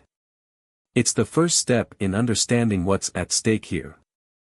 Martin followed Elon through a maze of corridors, the dim lights above flickering occasionally. Finally, they arrived at a large room, its walls lined with screens displaying data that Martin couldn't even begin to understand. "This is it," Elon said, as he walked over to a computer and inserted the flash drive. "The truth about what's been happening, what's still happening." Martin stood still, his mind racing. The truth. The one thing he had been chasing for so long. Now, it was just a few clicks away. But what would he see? And was he ready to uncover what lay hidden in the files on that drive? Elon tapped a few keys, and the screens flickered before displaying a series of documents and images that sent a chill through Martin's body. The files on the screen were not just corporate corruption or political scheming. They were about global events, events that had shaped the world in ways that were carefully orchestrated, controlled, and manipulated. Martin's eyes darted over the images, the maps, the names of powerful figures hidden behind layers of deception. The global network of influence isn't just in governments or corporations, Elon said quietly, as if reading Martin's mind. It goes much deeper. It's in the media, the financial systems, the very core of society. These people, this organization, they've been pulling the strings for decades. And their plan is about to come to fruition. Martin's stomach twisted. He could hardly believe what he was seeing. The extent of the manipulation was beyond anything he had ever imagined. But there was more, a second phase, a darker agenda that would change everything. He turned to Elon, his voice barely a whisper. How do we stop this? Elon didn't answer right away. Instead, he looked at the screen, his expression grave. That's the question. And it's a question we may not have much time to answer. As Martin stood there, the weight of the world seemed to settle over him. The path ahead was unclear, but one thing was certain, he wasn't just fighting for the truth anymore. He was fighting for the future. The future of a world he had no idea was being shaped behind closed doors. And the closer he got to the truth, the more he realized that no one, absolutely no one, could be trusted. Not even Elon Musk. The game had changed. And it was now a fight for survival. The glow of the computer screens illuminated the dim room, casting long shadows that stretched across the walls. Martin's mind was reeling, trying to process the enormity of what he had just seen. The truth, laid out before him, was more complex and far-reaching than he had ever imagined. The people responsible for the global manipulation weren't just in power positions, they were in the very fabric of society, pulling strings from behind the curtain. Elon watched Martin closely, his expression unreadable. There was no comfort in his presence, no reassurance that everything would be okay. In fact, Elon seemed just as burdened by the weight of the knowledge they were uncovering. For a moment, the silence between them felt oppressive. Finally, Martin spoke, his voice steady but filled with disbelief. This is impossible. How could no one know about this? How could the world not see what's going on? Elon sighed, turning away from the screen. That's the beauty of it, isn't it? The system is designed to keep people distracted. The media, the news cycles, the technology, it all works together to create the illusion of choice, the illusion of freedom. But it's all controlled, and it's been that way for years. People don't see it because they're not looking for it. Martin's stomach churned as he looked at the files. The manipulation of global markets, political upheavals engineered for profit, wars started to create control, everything he had seen was connected in ways that felt almost like a twisted puzzle. It was more than just financial corruption, it was about shaping the future of entire nations, people, and economies. There are faces behind these plans, names, Martin said, scanning the documents. These people, they're not just using power. They're reshaping it, creating a world they control entirely. Elon nodded, walking over to the desk and leaning against it. His voice was quieter now, almost as if he were speaking to himself as much as to Martin. It's not just about wealth or influence anymore. The people behind this are trying to create a new world order, one where the elite are in absolute control. They've infiltrated every sector, government, technology, finance, even the military. Everything is connected, and they've been setting this up for decades. Martin felt his pulse quicken. Why me, Elon? Why am I involved in all this? I'm just a lawyer, this isn't my fight. Elon turned to face him, his eyes sharp with purpose. You don't get to choose your battles, Martin. Sometimes, the battle chooses you. What you uncovered wasn't an accident. You've been getting closer to the truth, and they've been watching you. You're a threat to them now. Martin's heart skipped a beat. They're watching me. Elon's gaze hardened. They're always watching. The second you started poking around, they knew. And now, they'll do whatever it takes to stop you from exposing them. Which is why we need to move quickly. We don't have much time before they realize we're onto them. Martin's mind was racing, every word making him more uneasy. He had never thought that uncovering corporate corruption would lead to something like this. But it had. And now he was in deeper than he could have ever imagined. So what now? Martin asked, trying to regain some control over the situation. What do we do next? Elon pushed himself off the desk, his expression hardening. We find the people at the top. The ones who have been orchestrating this. The ones who want to reshape the world to fit their own twisted vision. And we stop them. Martin's gaze flicked to the computer screen, his eyes scanning the images, the maps, the names. Who are they? Who's behind this? There are a few key players, Elon said, tapping a few keys on the computer. But we don't know all their names yet. Some of them are public figures, but others are hidden deep in the shadows. What we do know is that they've been using something called Project Horizon. It's their final plan, one that will give them control over everything. Project Horizon, Martin repeated, his voice low. What is it? It's a plan to establish total global dominance, Elon said, his voice cold. Through a combination of advanced technology, data manipulation, and influence over key world governments, they intend to make the current power structures obsolete. Once they have control over the major financial and technological systems, they'll have the power to dictate terms to every nation, every corporation, every individual. Martin shook his head in disbelief. That's insane. How could anyone think they can pull that off? They already have, Elon replied, his voice matter-of-fact.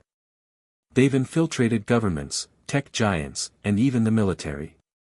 The technology they've been developing under the radar is far more advanced than anything you or I could even imagine. And once they activate Project Horizon, it'll be too late to stop them. Martin's mind was spinning, and his thoughts were a blur. But we've stopped Carl. And the detonator. That was just a small piece of the puzzle, Elon interrupted. Carl was a pawn. A part of a larger plan. But the real threat is still out there, working from the shadows. They'll keep coming for us, Martin. And they'll stop at nothing. A chill ran down Martin's spine. He had always thought of himself as just a lawyer, fighting for justice, uncovering the truth. But now? Now he was part of something far bigger, something far more dangerous.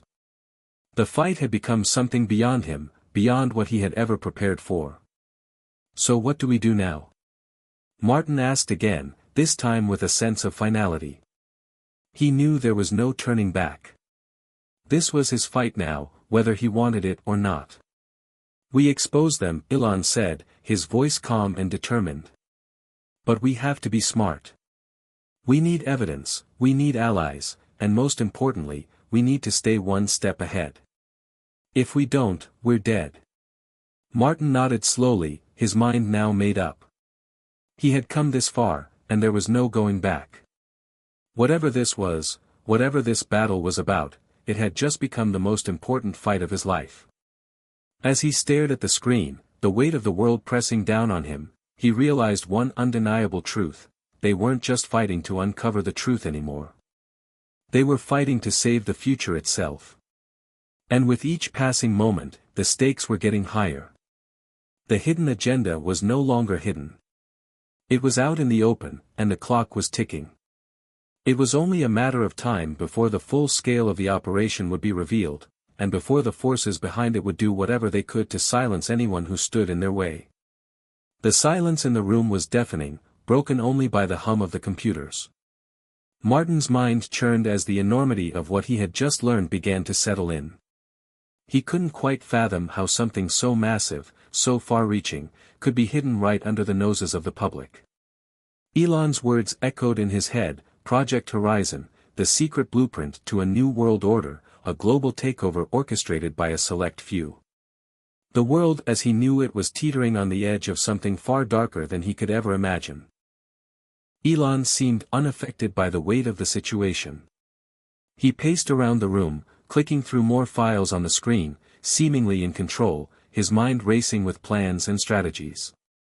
Martin, on the other hand, felt like a pawn on a chessboard, unsure of his next move. "We need help," Elon said suddenly, pulling Martin out of his thoughts. He turned toward Martin, his expression serious. "I can't do this alone. And you can't do this alone. There are people who can help us, but they're hard to trust. Most of them don't even know the full scope of what's going on. We need to reach out to them, but it has to be done carefully." Martin's heart skipped a beat. "Who are we talking about? You're not suggesting we go to the authorities, are you? At this point, they're likely all compromised." Elon's lips curled into a tight smile. "No. Not the authorities. I'm talking about people who operate outside the system. The ones who've been watching this unfold from the shadows. The ones who have the power to help, but only if they're convinced we're on the right side." Martin's stomach twisted. He had heard whispers of underground groups, of shadow organizations that fought against global corruption. But he had always dismissed them as conspiracy theories, the stuff of fiction. Now, it seemed, they were the only hope left. "You're serious?" Martin asked, disbelief in his voice. "I wouldn't be asking if it weren't important," Elon said, his tone unwavering. "These people are not like us. They have resources, and they have the ability to move without detection. But it's a risk. A big one." Martin swallowed hard, trying to steady his nerves. This wasn't the kind of help he had ever imagined he would need, but here he was, standing on the precipice of a global conspiracy, about to dive into the unknown. "Where do we start?" Martin asked, his voice steady despite the rising anxiety inside him. Elon leaned over to the desk and pulled up a map on the screen, zooming in on several locations scattered around the world. "There are 3 key individuals who can help us. They're scattered across different continents, each with a different set of skills. One's in Europe, another in Asia, and the third, well, they're in the United States. They're all part of the underground network that opposes the agenda we're fighting against." Martin studied the map, trying to piece together the puzzle in his mind. "How do we find them?" Elon straightened up, his fingers tapping the side of the desk thoughtfully. "We already have one lead. A contact in Europe who has ties to a group known as the Silent Watchers. They've been monitoring the movements of the people behind Project Horizon for years.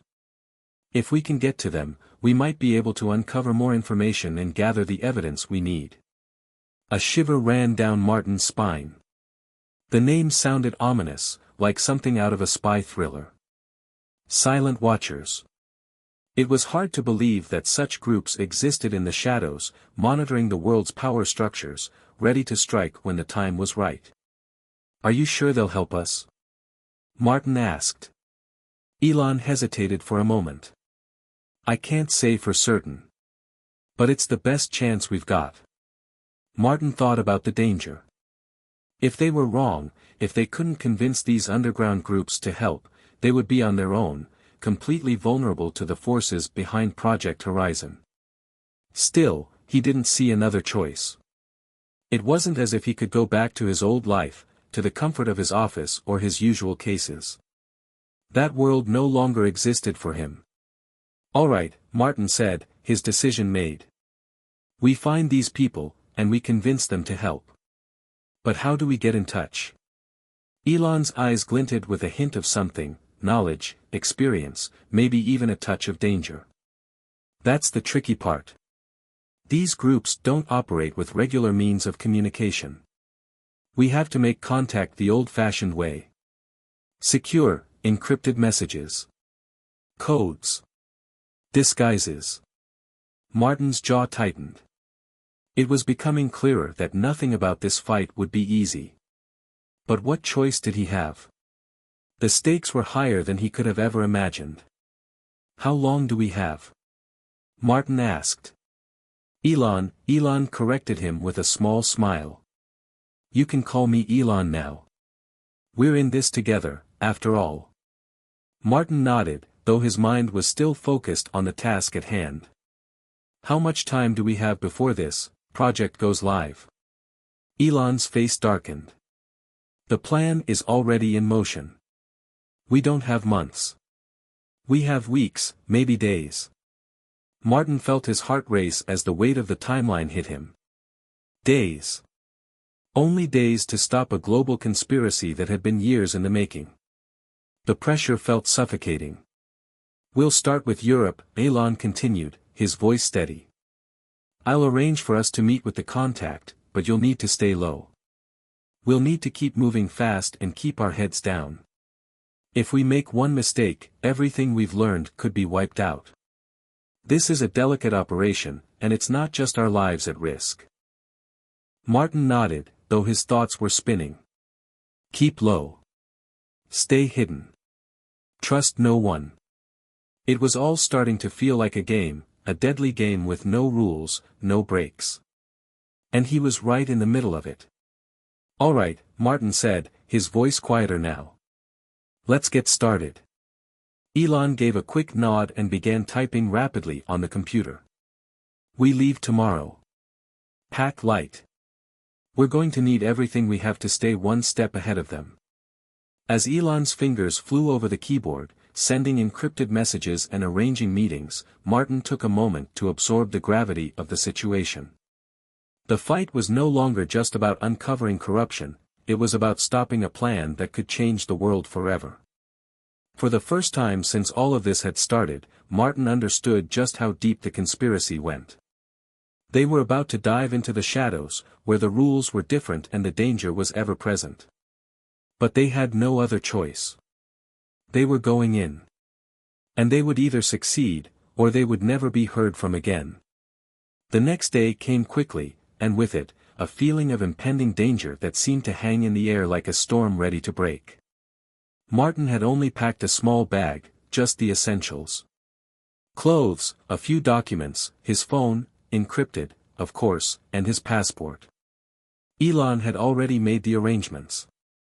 Their first stop was Europe, where the contact, known only as the Whisper, was waiting for them. The name alone sent a chill down Martin's spine, as it was the first time he felt like he was stepping into a world of secrecy so deep it bordered on the unreal. As they boarded the private jet Elon had arranged, the weight of the situation began to settle on Martin. There was no turning back now. The world outside that plane was still spinning in oblivion, unaware of the chaos that was brewing beneath the surface.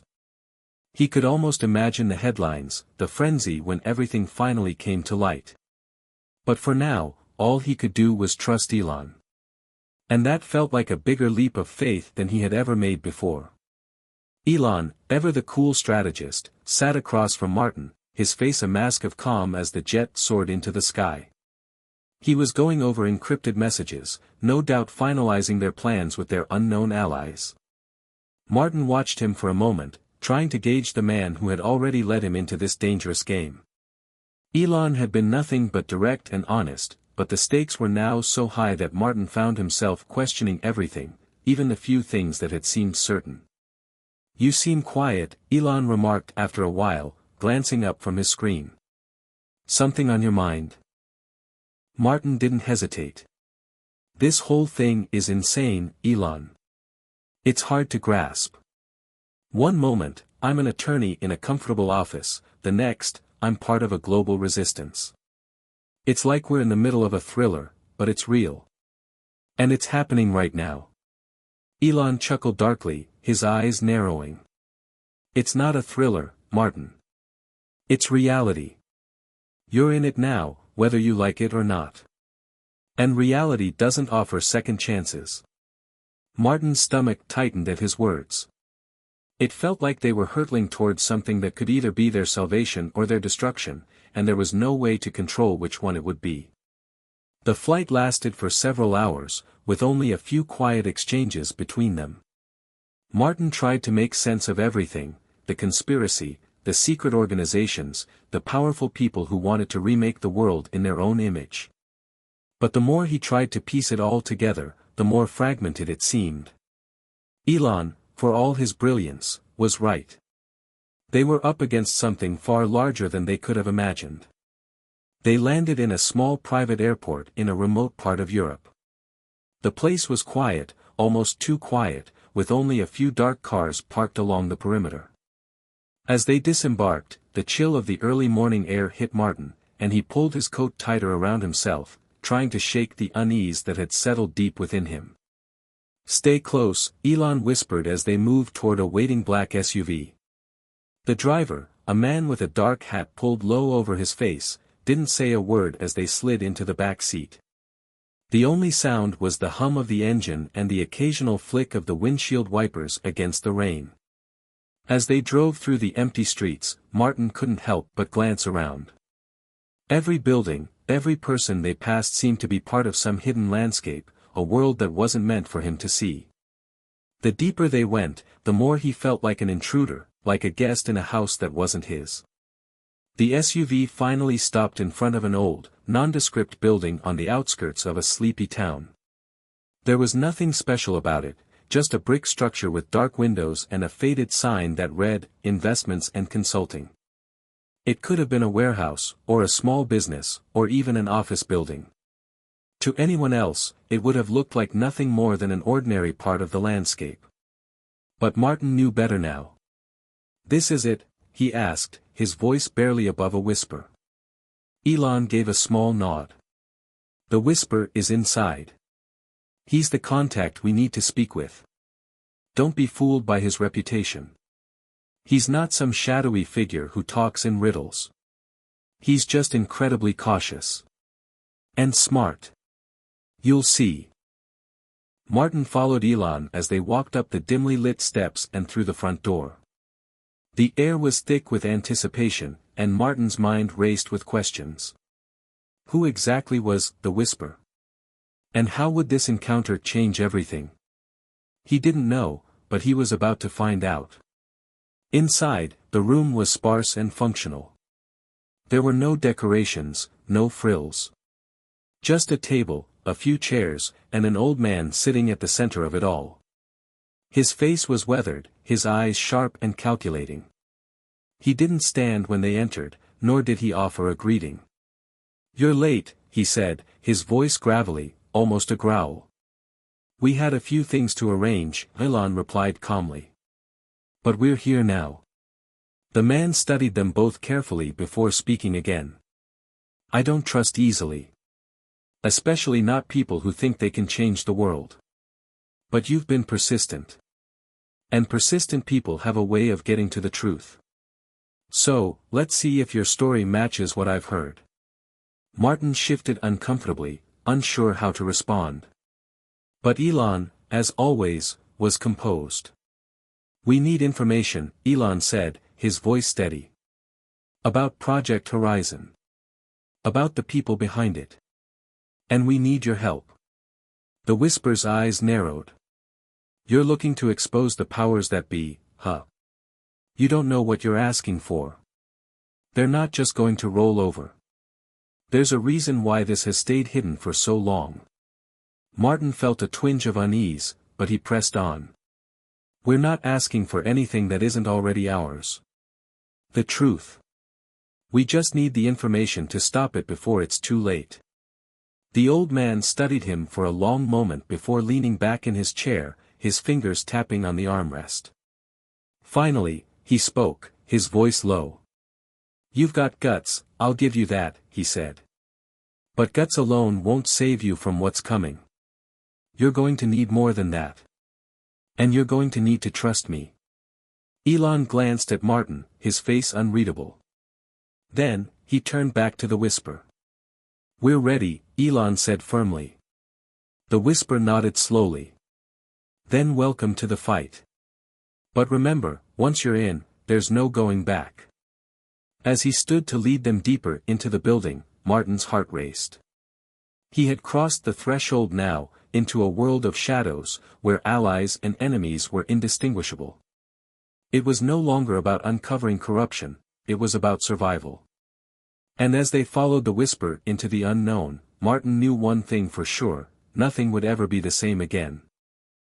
The following days passed in a blur, each one a frantic race against time. They were no longer operating in the realm of the known, but in a murky world of codes, encrypted files, and clandestine meetings. The Whisper had led them deeper into the heart of his underground network, revealing to them a maze of interconnected figures and factions who had been tracking the rise of Project Horizon long before Martin and Elon even knew it existed. Each time Martin thought he could get a grasp on the situation, another layer would unfold, revealing a complexity far beyond anything he had expected. It wasn't just the scale of the conspiracy, it was the intricate web of allies, enemies, and shadowy figures pulling the strings behind the scenes. They had stepped into a game with rules that didn't make sense, a game where the stakes were their very lives. The Whisper, despite his tough exterior, was meticulous in how he operated. His small base of operations, hidden beneath the innocuous office building, was a command center of sorts. Screens lined the walls, each displaying different pieces of the puzzle they were trying to put together.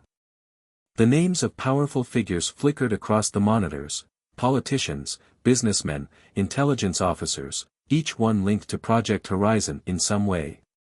The connections were disturbing, but none of it made sense yet. They needed more information. They needed to find the true head of the serpent. "Everything you see here," the Whisper said one evening as they sat huddled around a table, "is just a fragment. We know what the project aims to do. We know it involves manipulating global economics, politics, and," he paused, letting the weight of his words sink in, "the social fabric of every country. But we don't yet know who all the players are. Or how far they've gone." Martin rubbed his temples, feeling the exhaustion creeping in. Days without sleep, constantly moving, never staying in one place long enough to catch a breath. They had already reached out to the first of the underground groups the Whisper had recommended. But they had met with little success. Despite their best efforts to convince the Silent Watchers, one of the most trusted factions, they had been met with skepticism. These groups were not easy to convince. They needed undeniable proof. Solid evidence. And that was exactly what they were missing. "What can we do next?" Martin asked, his voice thick with frustration. He had always been a man of action, someone who could deal with a problem as long as he had the facts. But right now, he felt like he was navigating in the dark. The Whisper didn't immediately respond. Instead, he turned to Elon, who had been quiet during their brief meeting. Elon had always been the calm one, the strategic mind, but even he was feeling the pressure of the situation. The Whisper raised an eyebrow. "And how exactly do you propose to do that?" Elon smiled, a flicker of his usual confidence returning. "I've got a few people who owe me favors. People with access to the dark web. If we can hack into their encrypted servers, we might be able to find a trail leading to the inner circle." Martin listened closely. The dark web, a place he had heard of but never ventured into, was a dangerous realm, filled with hackers, criminals, and underground markets. It was a place where the law didn't exist, a virtual labyrinth where anything could be bought, and everything could be hidden. Elon was no stranger to the world of cyber warfare, but the thought of navigating it left a knot in Martin's stomach. "Isn't that risky?" Martin asked, looking from Elon to the Whisper. "If we get caught, it could be game over." "Risky?" The Whisper chuckled darkly. "This entire operation has been risky from the start. But you're right, getting caught isn't just about the project. It's about everything we've worked for, everything we've learned. It's about survival." Elon nodded, the seriousness of the situation settling into his features. "We'll take every precaution. We won't be alone in this. I have a team on standby, experts who've helped me before. We won't just hack into their servers. We'll cloak ourselves, hide our tracks, and make sure they never know we were there." Martin took a deep breath, trying to steel himself for what was to come. There was no turning back now. They had already crossed too many lines, gone too far down the rabbit hole. It was all or nothing at this point. "All right, Martin said, his voice steady despite the tension gnawing at him. Let's do it. The next 24 hours were a whirlwind of activity. Elon worked his contacts, pulling in favors from people whose names were better left unspoken. Meanwhile, the Whisper led them deeper into his network, using his own underground channels to ensure they had everything they needed to make their move. There were no shortcuts, no easy answers. They had to move carefully, methodically. The final plan was set. They would break into one of the most secure networks associated with Project Horizon. Elon's team would handle the hacking, while Martin and the Whisper worked on obtaining the physical evidence they needed. It was dangerous, but they were out of options. Elon stood up, adjusting his jacket as he made his final preparations. Everything we've done so far has been building to this moment. If we succeed, we'll have what we need to expose them. If we fail. He didn't finish the thought, but his silence said everything. Martin felt the weight of the moment. This was it. There were no more chances. No more backup plans. They boarded a small plane, flying under the radar, with Elon at the controls. The destination was a remote location on the outskirts of a city in Europe, where one of Project Horizon's most crucial data hubs was hidden. As the plane descended toward their destination, Martin's heart raced. The night sky seemed darker than ever, and the cold wind that whipped around them was a stark reminder of the stakes. They were about to infiltrate one of the most secure systems in the world. If they succeeded, they would have the key to taking down the people behind it all. But if they failed? He couldn't even bring himself to consider the consequences. All he could do was focus on the task at hand. Elon looked over at Martin.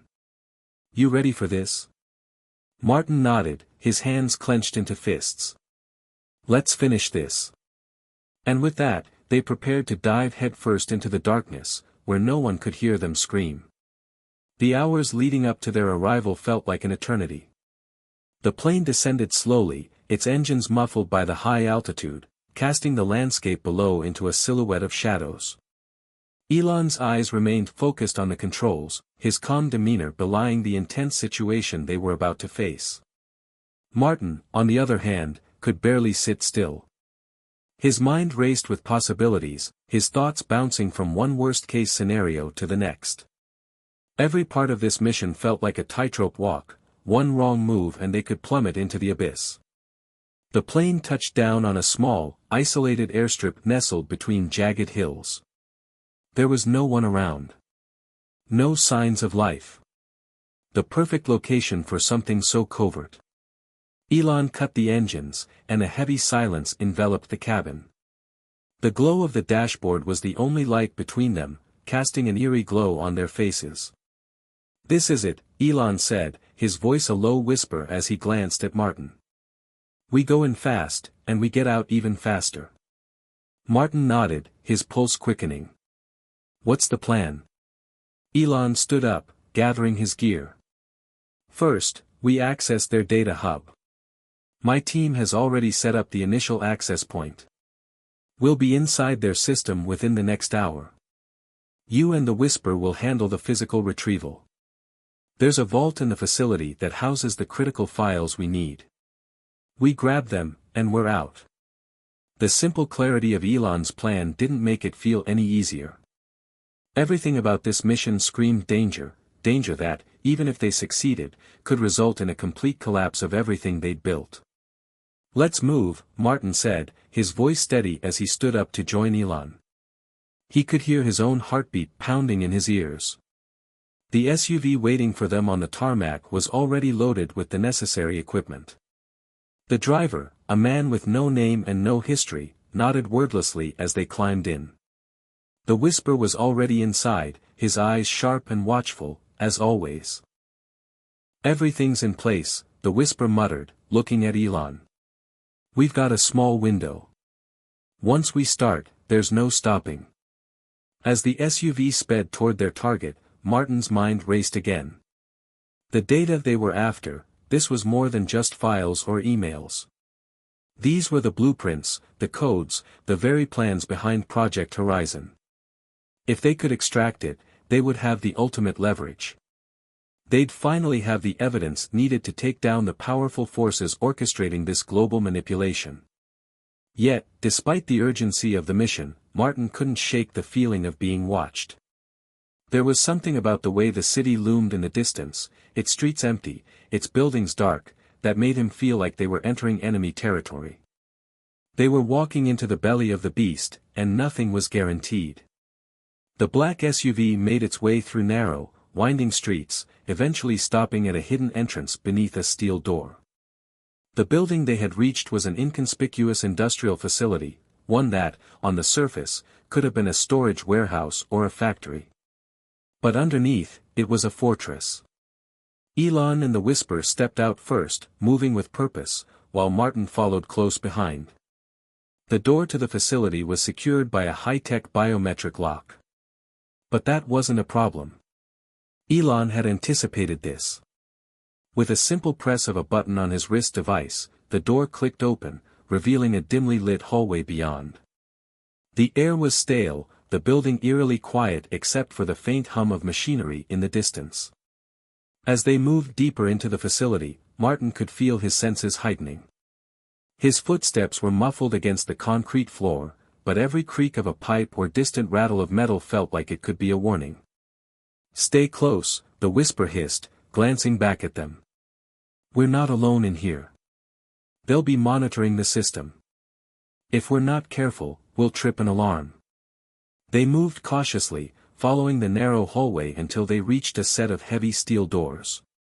Behind those doors was the vault, a secure room containing the files that held the true power behind Project Horizon. Elon stepped forward, pressing his hand against a hidden panel on the wall. The door clicked open with a soft hiss, revealing a small, high-tech room bathed in sterile white light. At the center of the room was a sleek, metallic table surrounded by rows of computers and storage units. "This is it," Elon said, his voice low but excited. "The files are encrypted and stored in the central server. We'll need 10 minutes to extract them. 10 minutes, and then we're gone." As Elon began typing into a nearby terminal, Martin and the Whisper stood guard. Martin's heart was pounding in his chest. The countdown had begun, but the oppressive silence around them felt suffocating. The weight of the mission was unbearable, and yet there was no room for doubt. They had come too far to turn back. The seconds ticked by, each one feeling longer than the last. "Almost there," Elon muttered, his fingers flying over the keyboard. "Just need to crack the last encryption layer. Hold tight." Suddenly, the silence was broken by a faint buzzing sound. A small light on the console flashed, signaling that the system was alerting them to unauthorized access. "Elon, they've noticed us," Martin warned, his voice tight with urgency. "We need to move, now." But Elon didn't even look up. His focus was entirely on the screen. "We've got a few more seconds," he said, his voice eerily calm. "Stay alert." The Whisper, who had been watching the door, suddenly stiffened. "We're not alone." A metallic clank echoed through the hallway, followed by hurried footsteps. Martin's heart leaped into his throat. They had been compromised. They needed to get out, and they needed to do it fast. "Elon!" Martin shouted, his voice cracking. "We're out of time." But before Elon could respond, the door to the vault slammed open, and armed guards poured in, their weapons aimed directly at them. The metallic glint of their rifles was enough to freeze anyone in their tracks. "Hands up!" Now, one of the guards barked, his voice laced with authority. For a moment, time seemed to stop. Martin's body tensed, ready for a fight, but his mind raced for a way out. There was no way they could fight their way through this many armed men, not with the evidence they'd just obtained. They had to think, and they had to think fast. Elon, still calm, stood up slowly, hands raised in surrender. "We didn't come here to fight," he said evenly. "We came for information. And we have what we need. You want to stop us? You'll have to go through the data." The guard didn't move, his expression unreadable. The whisper stepped forward, his eyes glinting with an unsettling calm. "We don't want trouble. But if you force our hand, you won't like the outcome." The tension in the air was suffocating. The guards held their ground, and Martin's mind was spinning. This was it. The breaking point. The moment when everything could either fall apart or come together. Then, unexpectedly, a voice came over a hidden speaker in the room. "Stand down." The guards exchanged confused glances. The voice, cool and authoritative, came again. "I said stand down." The tension in the room didn't dissipate, but it shifted. Martin's eyes flicked to Elon, who gave him a small, almost imperceptible nod. Something was happening. Something that could change the course of their mission, and their lives, forever. And just like that, everything was about to change. The tension in the air was suffocating, the guards frozen in place, weapons still aimed at them. Martin felt a bead of sweat run down his temple as he waited, his pulse racing, unsure of what was happening. The faint voice over the intercom had caused a ripple of uncertainty, but it wasn't enough to stop the armed men from standing their ground. Not yet. Then, the voice came again, clearer this time, its tone commanding, yet strangely familiar. "Lower your weapons," the voice ordered. "I know who they are. Let them go." The guards hesitated for a moment, exchanging confused looks. Martin's heart skipped a beat as he turned to Elon, whose expression remained calm but slightly curious. Something about the way Elon stood, so composed, so deliberate, told Martin that this was no coincidence. Elon knew something he didn't. Before anyone could react further, the intercom crackled to life once again. "Stand down, all of you," the voice commanded, its authority leaving no room for argument. The guards slowly lowered their weapons, eyes darting back and forth as if searching for answers. Martin, still trying to process what was happening, shifted his gaze back to Elon. The silence in the room was palpable as Elon took a step forward, his eyes narrowing in concentration. "It's him," Elon muttered, almost to himself. "Who?" Martin asked, his confusion palpable. But before Elon could answer, the vault door swung open with a quiet whir, revealing a man who, at first glance, seemed entirely out of place in this high-stakes situation. He was tall, dressed in a dark suit, his face partially obscured by a sleek pair of sunglasses. In his hand, he held a small badge, its insignia gleaming in the dim light. A sense of recognition jolted through Martin's mind as he took in the man's confident stride. "Elon Musk," the man said, his voice cool but respectful. "It's been a while." Elon didn't flinch. Instead, a knowing smile tugged at his lips. "It's been a long time, hasn't it, Agent Ford?" Agent Ford, Martin's mind spun at the name, struggling to place it. But then, everything clicked. The way Elon had spoken of underground networks, of influence and power, and how he seemed to have ties to every major player in the world, it made sense now. "Wait," Martin said, stepping forward, his confusion palpable. "What's going on here? Who are you?" Ford's gaze shifted to Martin. "I work for the United States Secret Service," he said, his tone shifting to one of quiet authority. "And I've been keeping an eye on you for quite some time." A wave of shock and disbelief washed over Martin. His mind raced to process the words. Elon's connection to the Secret Service? To everything going on with Project Horizon? It didn't make sense. But Elon, ever calm and collected, gave a small, reassuring nod. "You're not just dealing with hackers and underground operatives, Martin. You're dealing with a much bigger game. A game where the stakes are higher than you can imagine." Agent Ford moved toward the console, his hand steady as he glanced at the data Elon had been extracting. "I'd say you've already gone pretty far down the rabbit hole," Ford said, his voice calm, almost conversational. "But I've been watching your every move, Elon. And now, it's time to make a choice." "A choice?" Martin repeated, still grappling with the situation. What are you talking about? Ford turned to him, his expression unreadable behind the dark sunglasses. You've been gathering information on Project Horizon, and you've been making moves on your own. But the truth is, you've only scratched the surface. There are things going on that are far beyond what you can handle. Martin could feel his frustration mounting. We've already gone through all of this. We're not stopping until we've exposed the people behind it all. Elon took a step forward, raising a hand to calm Martin. He's right, though. You don't understand yet. What's been happening with Project Horizon isn't just about the people behind it. It's about the bigger picture, about national security, global power dynamics, and the manipulation of markets, economies, and entire governments. Ford nodded in agreement. This isn't some rogue operation. This is something much more dangerous. And right now, you've found yourselves at the center of it. But the question remains, how far are you willing to go to stop it? Martin stared at Ford, trying to comprehend the full weight of what was being said. He had thought they were chasing down an isolated conspiracy. But what Ford was implying, it was something far more catastrophic. We're already in too deep, Martin said, his voice firm. There's no turning back now. Ford smiled slightly, as if he'd been expecting that response. I figured as much, he said, turning back to the console. But this isn't just about you anymore.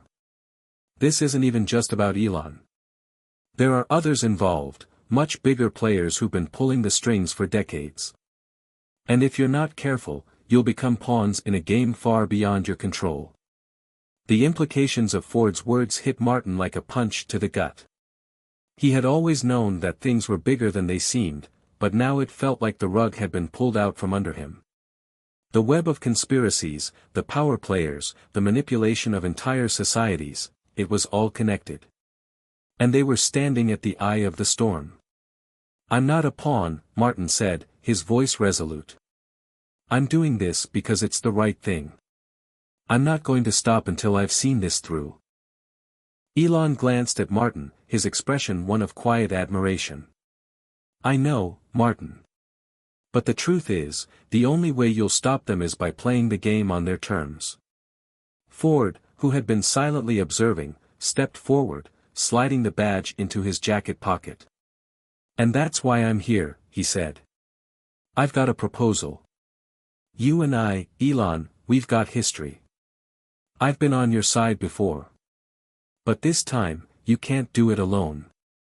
We need the full power of the US government behind you. We need to take Project Horizon down from within, using every asset available. If you're willing to trust me, and the government, you might just stand a chance. Martin's mind was reeling. Trust the US government? He had no idea what that would mean, what risks it would entail. But as he looked at Elon, who met his gaze with the quiet assurance that had always marked his decisions, Martin knew that this was the crossroads. A choice had to be made. Elon spoke first, his voice calm but commanding.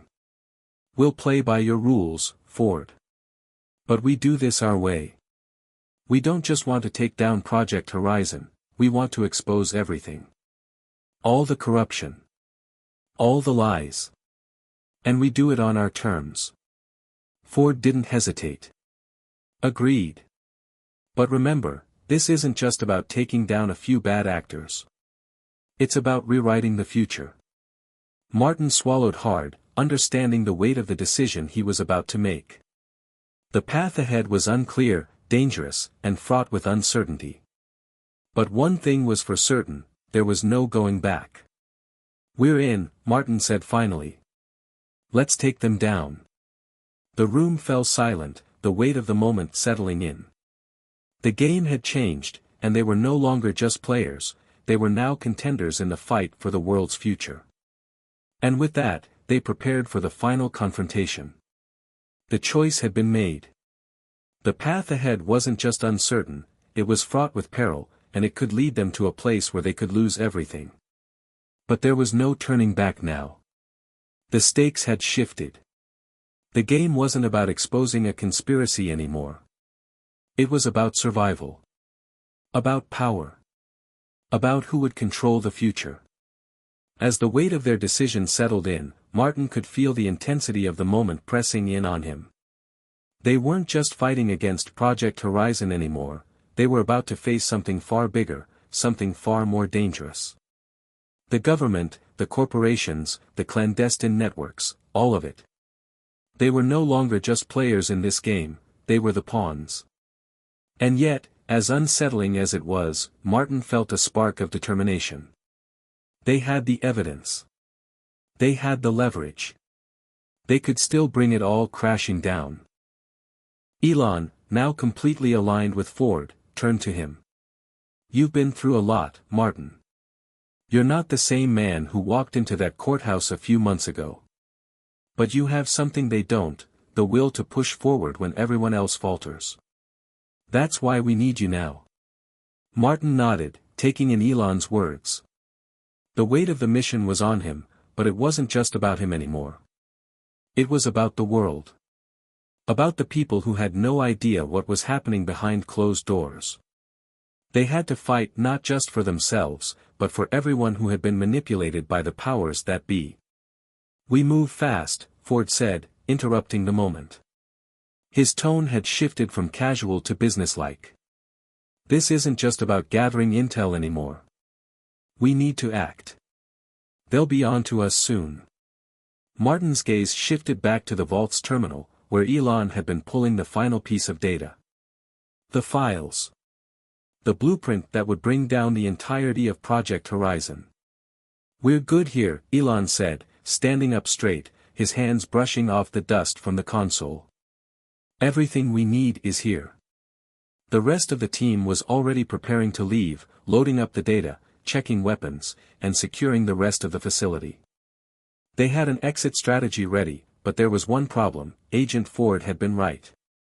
Time was running out. The longer they stayed in the facility, the greater the chances of them being caught. As they filed into the hallway, Martin's thoughts raced. Ford had promised them government support, but the question still lingered in his mind. Was it really support, or just a way to keep them under control? They reached the facility's rear entrance, which led to a narrow alleyway. The SUV was waiting for them, the engine idling quietly, ready to whisk them away. Ford, as always, took the lead, his calm confidence never wavering. But Martin couldn't shake the feeling that something was off. Something wasn't quite right. They piled into the SUV quickly, the tension thick in the air. As they sped away from the facility, Martin sat back in his seat, eyes scanning the city's skyline through the tinted windows. The quiet hum of the engine was a stark contrast to the turmoil in his mind. "What now?" Martin asked, unable to keep the question to himself. "What happens next?" Ford turned in his seat to face him, his expression as cold as ever. "Now, we move everything we've uncovered to a secure location. We'll need to go through it, piece by piece, before we make our next move. But make no mistake, Martin. You're in this now. You've crossed a line that there's no coming back from. And once you've seen what we're up against, well, it's a fight you can't win alone." Martin didn't respond immediately. He was still processing Ford's words. The weight of his involvement in this mission was beginning to feel heavier by the second. They weren't just fighting a shadowy conspiracy anymore.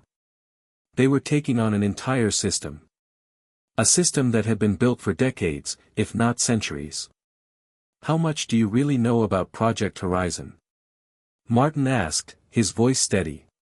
Ford's eyes flickered, his lips curling into a faint, almost imperceptible smile. "More than you could imagine.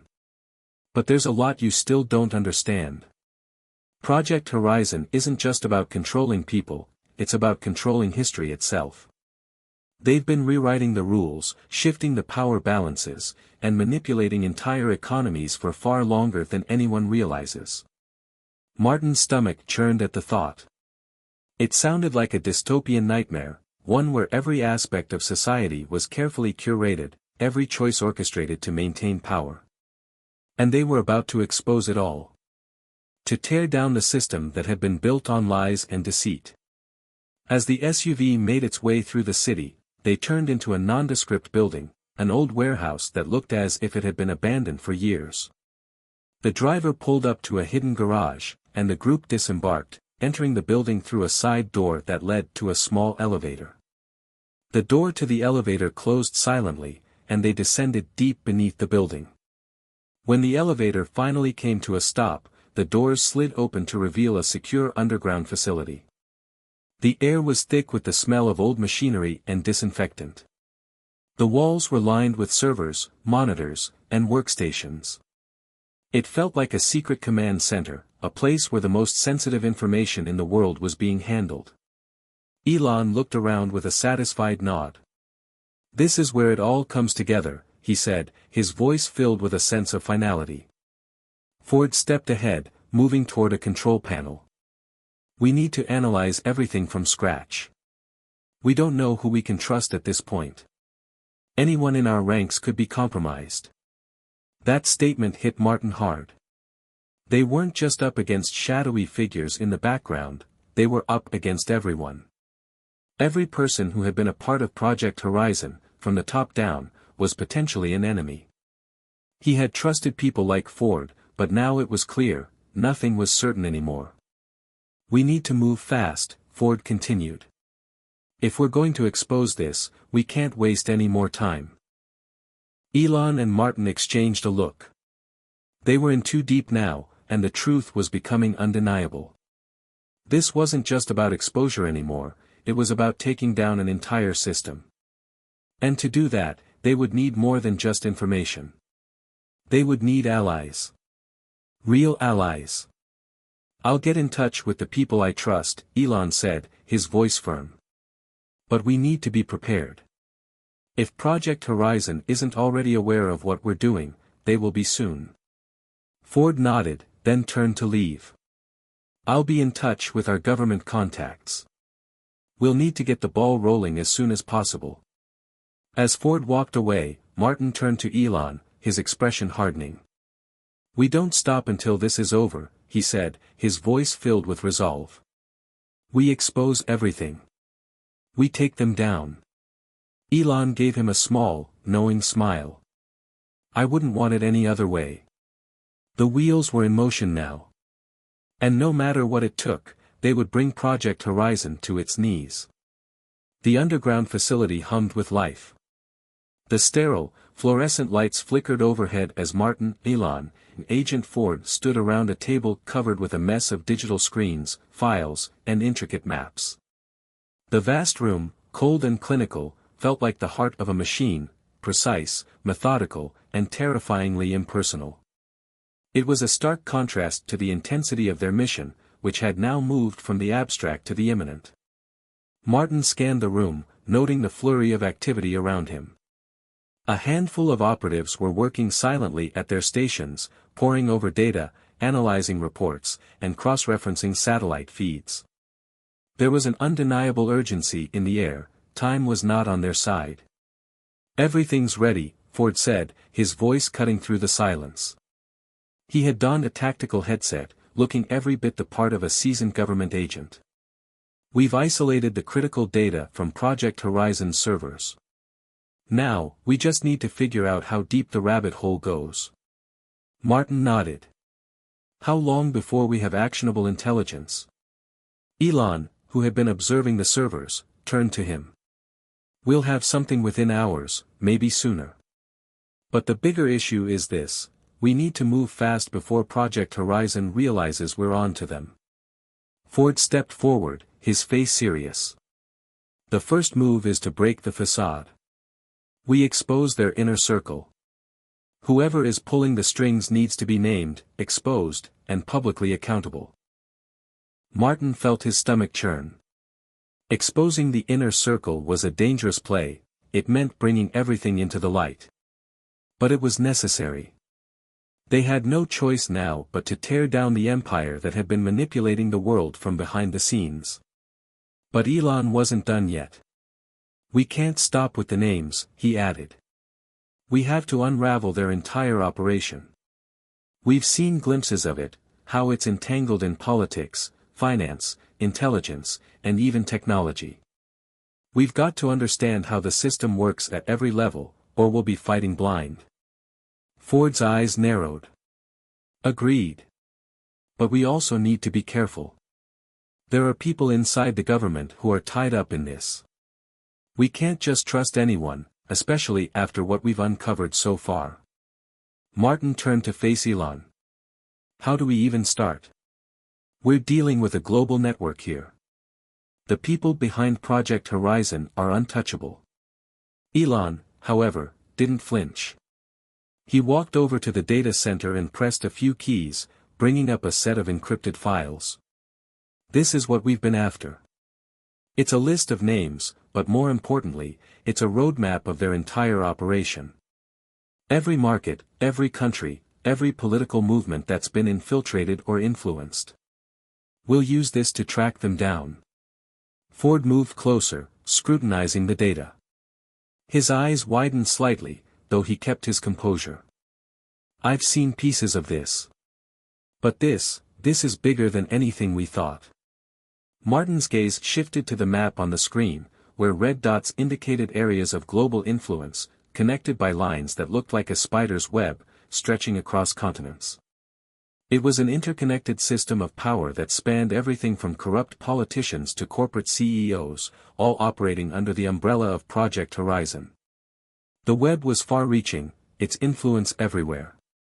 These people have been running the show for far too long, Elon said, his tone low and dangerous.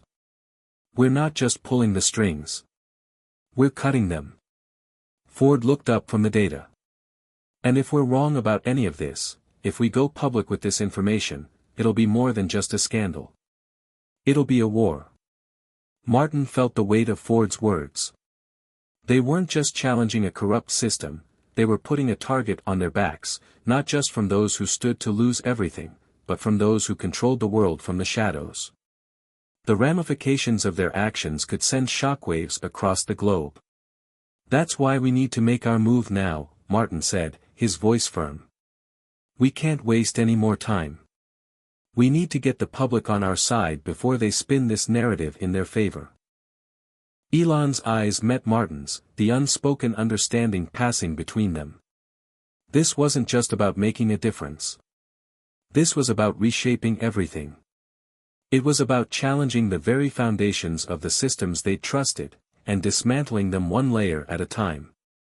We're not just exposing these people, Elon said, his voice gaining strength. We're destroying the system they've built. And when we do, we'll have to rebuild from the ground up.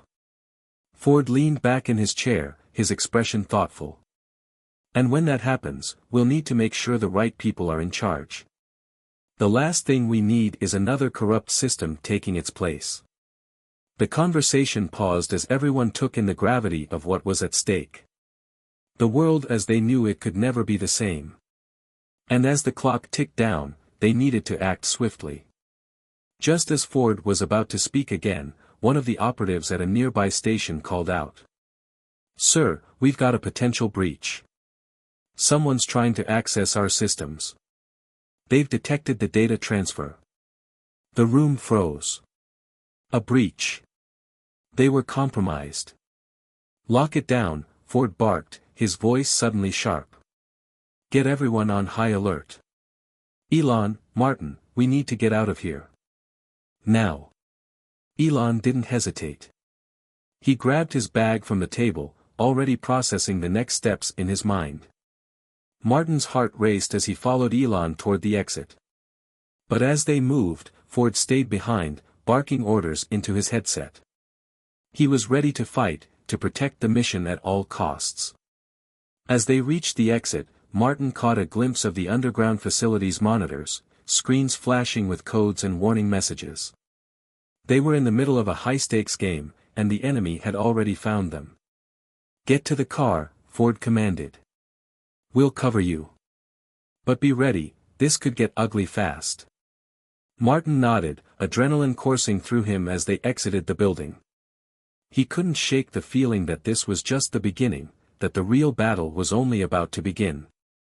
They were no longer just exposing a conspiracy. They were taking on an empire. As they piled into the car and sped away, Martin's mind raced. The enemy was inside their ranks. Project Horizon wasn't just a shadowy organization, it was a full-scale operation with eyes everywhere. They were walking into a storm, and the winds were picking up faster than they could anticipate. "Hold on," Elon said, looking out the window as they drove into the night. "This is only the start. We've got a long road ahead of us." Martin stared ahead, knowing that the world they knew was about to change forever. And they would be the ones to change it. The car sped through the winding roads, the engine's hum barely cutting through the oppressive silence in the vehicle. Martin sat in the back seat, his thoughts scattered like leaves in the wind. They had made it out of the underground facility, but that brief victory felt hollow in light of the overwhelming threat they now faced. The enemy wasn't just after their data anymore, they were coming for them. Elon's calm demeanor beside him was the only thing that kept him grounded. He kept his eyes on the road, as if in total control, but Martin could see the tension in his jaw, the tightness in his posture. This was far more than just a business deal to Elon now. It was personal. They were no longer fighting for justice, they were fighting for their very survival. Ford, seated in the front, was silent too, but Martin could sense the veteran agent's readiness. Ford had seen things, fought in wars of deception and espionage, and this was no different. They were at the cusp of something far bigger than themselves, and the people who controlled Project Horizon would stop at nothing to silence them. "Where are we headed?" Martin asked, breaking the silence. His voice felt oddly small against the weight of the moment. Elon didn't take his eyes off the road but answered with the confidence of a man who had already planned for every possible contingency. "We've got a safe house set up. It's off the grid, hidden away. We need to lay low for a bit while we work on finalizing the data for the public release." Ford glanced over his shoulder, his eyes narrowing. "And if they come for us? What's our plan then?" Elon's lips curled slightly, but there was no humor in it. "We fight back." It wasn't just talk. Martin knew Elon meant it. They were playing a dangerous game, and they weren't about to back down. Not now, not when they were so close to exposing the core of Project Horizon's control. Minutes passed, but the silence between them was deafening. The quiet urgency of the drive was punctuated only by the sound of tires skimming over the asphalt and the occasional hum of a nearby phone buzzing on the dashboard. Martin couldn't stop thinking about the data they had. He thought back to the lines of interconnected dots, corporations, governments, military contracts, all entangled in this one vast network. How many lives had been ruined because of this? How many people had been unknowingly manipulated, directed by unseen hands? The scope of it all was enough to make him sick. As the car continued its course, they passed out of the city and into the outskirts, where the buildings gave way to the open country. The world felt distant here, safer. But Martin knew better. The danger was still out there, still following them. After what felt like an eternity, the car turned onto a narrow, winding path. Tall trees lined both sides of the road, their thick branches filtering out the dying light of the evening. It was almost eerie in its stillness. "We're here," Elon said, breaking the quiet. The car slowed to a stop in front of a large, rustic cabin nestled between two clusters of trees. It looked out of place in the middle of nowhere, an old structure with modern touches, secluded and fortified. "Nice place," Martin muttered, his voice laced with skepticism. It didn't look like the kind of place where world-shattering decisions were made. Ford wasn't impressed either. "Let's get inside and secure everything. No time for sightseeing." The car door opened, and the cold night air hit Martin's face as he stepped out. They moved quickly, stepping into the cabin with a sense of urgency. Inside, it was a mix of comfort and security, high-end technology in every corner, yet designed to blend seamlessly into the environment. The kind of place you could disappear into, if you knew what you were doing. As the door closed behind them, the weight of the situation hit Martin once again. They weren't just fighting a corrupt organization, they were fighting for the future of the world. The people in power were so entrenched, so embedded in every layer of society, that exposing them might trigger a cascade of consequences they couldn't predict. It could lead to chaos. "Elon, we've got a problem," Ford said, pulling up a screen on one of the cabin's computers. "The breach we noticed earlier, it's worse than we thought. Someone got into our systems. They have our location." Martin's heart skipped a beat. The hairs on the back of his neck stood up. "Who? How did they find us?" Ford's eyes darkened as he scanned the data. "It's not just one person. It's a group, a highly trained team. They've already started moving in on our position." Elon stepped forward, his voice cold but calculating. "We've been compromised." Ford didn't waste any time. "We need to go. Now. I'll call in some backup, but we can't afford to stay here." Martin felt the rush of panic creeping in. They were cornered. The enemy was closing in. "We need a plan," Elon said, his voice sharper now.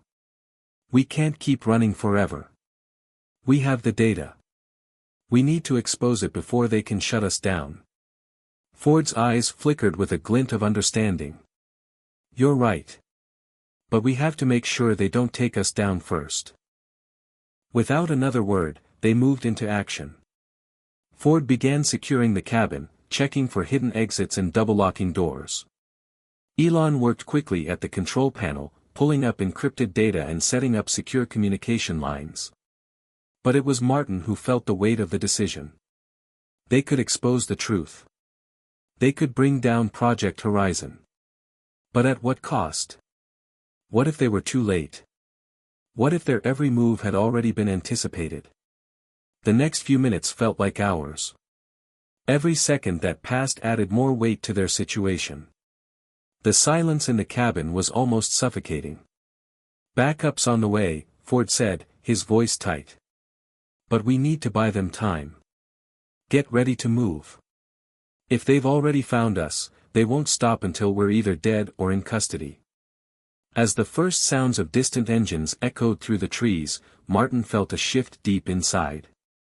It was no longer about uncovering the truth. They were now fighting for their lives. And if they failed, the truth would die with them. "Let's move," Elon said, his voice steady as ever. "We're not backing down now.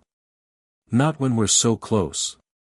With the sound of the approaching vehicles growing louder, Martin knew that the tipping point had come. The enemy was on their doorstep. There was no more room for hesitation. They had come this far, and they would either emerge victorious or fall trying. It was time to face the storm. The sounds of approaching vehicles grew louder, the engines rumbling like an impending storm. Martin's heart pounded in his chest, each beat a countdown to the moment of truth. They had pushed so far, risked everything to uncover Project Horizon, and now it was all on the line. The stakes had never been higher. Elon paced back and forth in the small, fortified cabin, his eyes sharp as he scanned the room.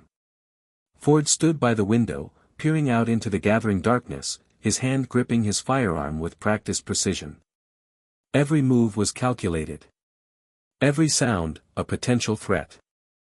"We don't have much time," Ford said, his voice steady but laced with urgency. "They're closing in. We need to go now, or they'll have us boxed in." Martin felt the weight of those words. This wasn't just about exposing the truth anymore, it was about survival. The people behind Project Horizon had already shown that they weren't afraid to kill to keep their secrets buried. They would stop at nothing to make sure the world never knew what had been hidden in the shadows. But Martin wasn't afraid.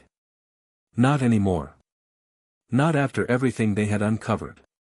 He had come this far, and he wasn't going to back down now. He couldn't. Elon stopped pacing and turned to face him, his expression hardening. "We have to hit them where it hurts. We can't just expose them to the public. We need to take away their power, completely." If we don't, someone else will just step into their place. Ford nodded, his eyes locking onto Elon. The data we have, the names, the operations, if we leak it all at once, it'll send shockwaves through every level of society. Governments, corporations, the military, they'll all be scrambling to control the fallout. It'll be chaos. Elon's lips curled into a grim smile. Perfect chaos. It was a chilling thought. But in this fight, chaos was the only weapon they had left. They had to expose everything, force the world to confront the truth, no matter how much it tore everything apart. Suddenly, the sound of footsteps approaching the cabin's outer perimeter sent a chill down Martin's spine. They were getting closer. The time for strategy was over. They had no more moves to make. It was time to face the music. "Let's make it count," Martin said, his voice firm as he walked toward the control panel. He had been working alongside Elon, setting up the systems to broadcast the data to the world, encrypted, but accessible to anyone who knew where to look. Now, they would trigger it, letting the world see what Project Horizon had been hiding. He could feel the weight of the decision on his shoulders. If they did this, there would be no going back. No more hiding. No more second chances. But there was no choice. The truth had to come out. And it had to come out now. As he pressed the final key, the systems hummed to life. A small, blinking light signaled that the broadcast was live. Martin turned to Elon and Ford, the gravity of the moment settling on them all. "It's done," he said. "The world will know the truth." Elon gave a nod, his face set in determination. "Now we fight." Ford was already moving toward the door, his gun raised. "We'll hold them off as long as we can. But we need to move fast. They won't stop until we're all dead or silenced." The first flash of headlights cut through the trees. A convoy of black SUVs was pulling into the driveway, their ominous presence casting long shadows across the cabin. Martin could see figures moving swiftly through the woods, their silhouettes distorted in the flickering light. The enemy had arrived. But they weren't just coming for Data or for Elon or Ford. They were coming for all of them. They were coming to put an end to this, permanently. Elon gave a quick look to Martin, then to Ford. "We fight. And we finish what we started." The door to the cabin burst open, and the first wave of armed operatives stormed in. But they weren't expecting the chaos that awaited them. Ford fired first, the sharp crack of gunfire echoing through the cabin as he took down two of the attackers with precision. Elon, his expression cold and resolute, followed suit, using his own tactical expertise to disable a third before they could react. But the real fight had only just begun. The cabin was now a battleground, and Martin, despite his initial hesitation, found himself fighting alongside them. His heart raced as he ducked behind cover, his mind frantically processing each move. The flashes of gunfire, the shouts of orders, the weight of the situation, it was all too much to process in the moment. But there was no time to second-guess. They had to survive. As the battle raged on outside, Martin's mind flashed back to everything that had brought him here. The people who had trusted him, the sacrifices they'd all made. Everything was for this moment, the moment when they could expose the truth and change the course of history. And as he took another breath, he realized something else. This wasn't just about stopping Project Horizon. This was about saving the world from the darkness that had quietly taken hold of it. The people in power, those who thought they controlled the strings, had underestimated the power of truth.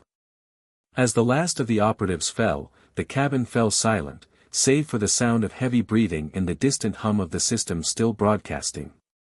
But there was no time to celebrate. The fight wasn't over. They were far from safe. But they had made it. They had done the impossible. They had broken the system wide open. And in that brief moment, Martin knew that the world would never be the same again. The shadows had been torn down, and the truth was out there for all to see. Now it was up to the world to decide what came next. The storm had arrived. And they had survived. The sun was just beginning to rise, its pale light filtering through the trees, casting long shadows across the forest. The night had been long, and the battle, though hard one, had taken its toll. The cabin was eerily quiet now, the tension of the previous hours fading into the stillness of dawn. Martin stood at the edge of the porch, his eyes fixed on the horizon, as if searching for some sign that everything was going to be okay. The night's events felt like a blur in his mind: gunfire, chaos, the rush of adrenaline that had pushed him to fight when he didn't think he could. But now, in the light of day, the enormity of what they'd done was starting to settle in. They had exposed Project Horizon. The world knew what had been hidden for so long. The truth was out there, but that didn't mean it was over. Far from it. Behind him, Elon and Ford were securing the cabin, ensuring that no one else would be able to track them down. The fight had been fierce, but their resolve had been stronger. Ford, ever the professional, was already working through the logistics, making calls to their few trusted allies. Elon, on the other hand, was silent, his eyes distant, as if lost in thought. Martin turned away from the horizon and looked toward Elon. "You okay?" he asked, his voice softer than usual. Elon glanced up, his eyes briefly meeting Martin's before he gave a small nod. "I'm fine. Just thinking about what's next." He let out a long breath. "We've done what we set out to do. But now we need to deal with the fallout." Ford appeared beside them, his expression grim. "The government is already scrambling. They're trying to contain the leak, but it's spreading too fast. Social media is already picking up the pieces. People are starting to ask questions." "Good," Martin said, his voice steady. "They should. The truth can't be stopped now." Elon gave him a small smile, but it didn't quite reach his eyes. "The truth is dangerous, Martin. You know that. People won't just accept it. They'll fight it, deny it, or try to bury it. Some will try to discredit us, others will be afraid of the power we've just exposed." "I don't care what they try to do," Ford interjected. "They can't put the genie back in the bottle. We've made sure the data is everywhere. It's in the hands of journalists, activists, even everyday people now.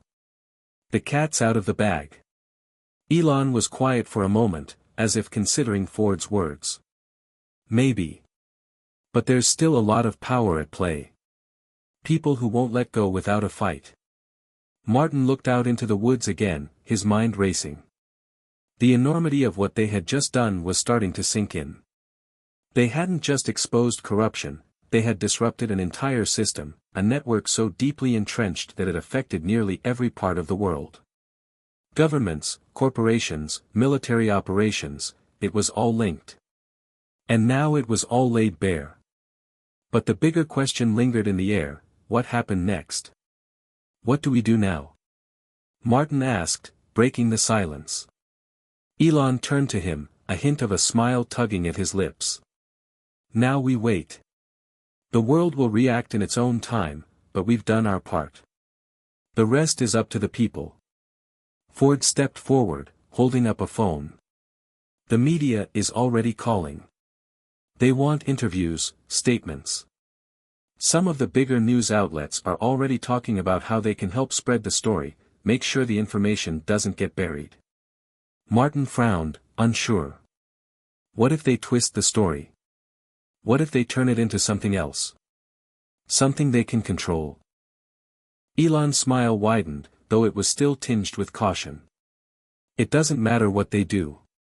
The truth is out there. It will resonate, no matter how they try to spin it. And if they try to suppress it, the people will rise up. The truth is the most powerful weapon we have now." Ford nodded. "We just need to stay out of sight for a while. There are still people who want us dead." Elon's expression darkened, and for the first time, Martin saw a flicker of doubt in his eyes. "We've made enemies, Martin. Powerful enemies. And they won't let this go quietly. We need to be ready for whatever comes next. Just then, a loud beep came from Elon's phone. He pulled it from his pocket and glanced at the screen, his face going pale. Martin stepped forward. "What is it?" Elon's voice was low, barely a whisper. "It's happening faster than we thought. They're making moves already." Ford's eyes narrowed. "What kind of moves?"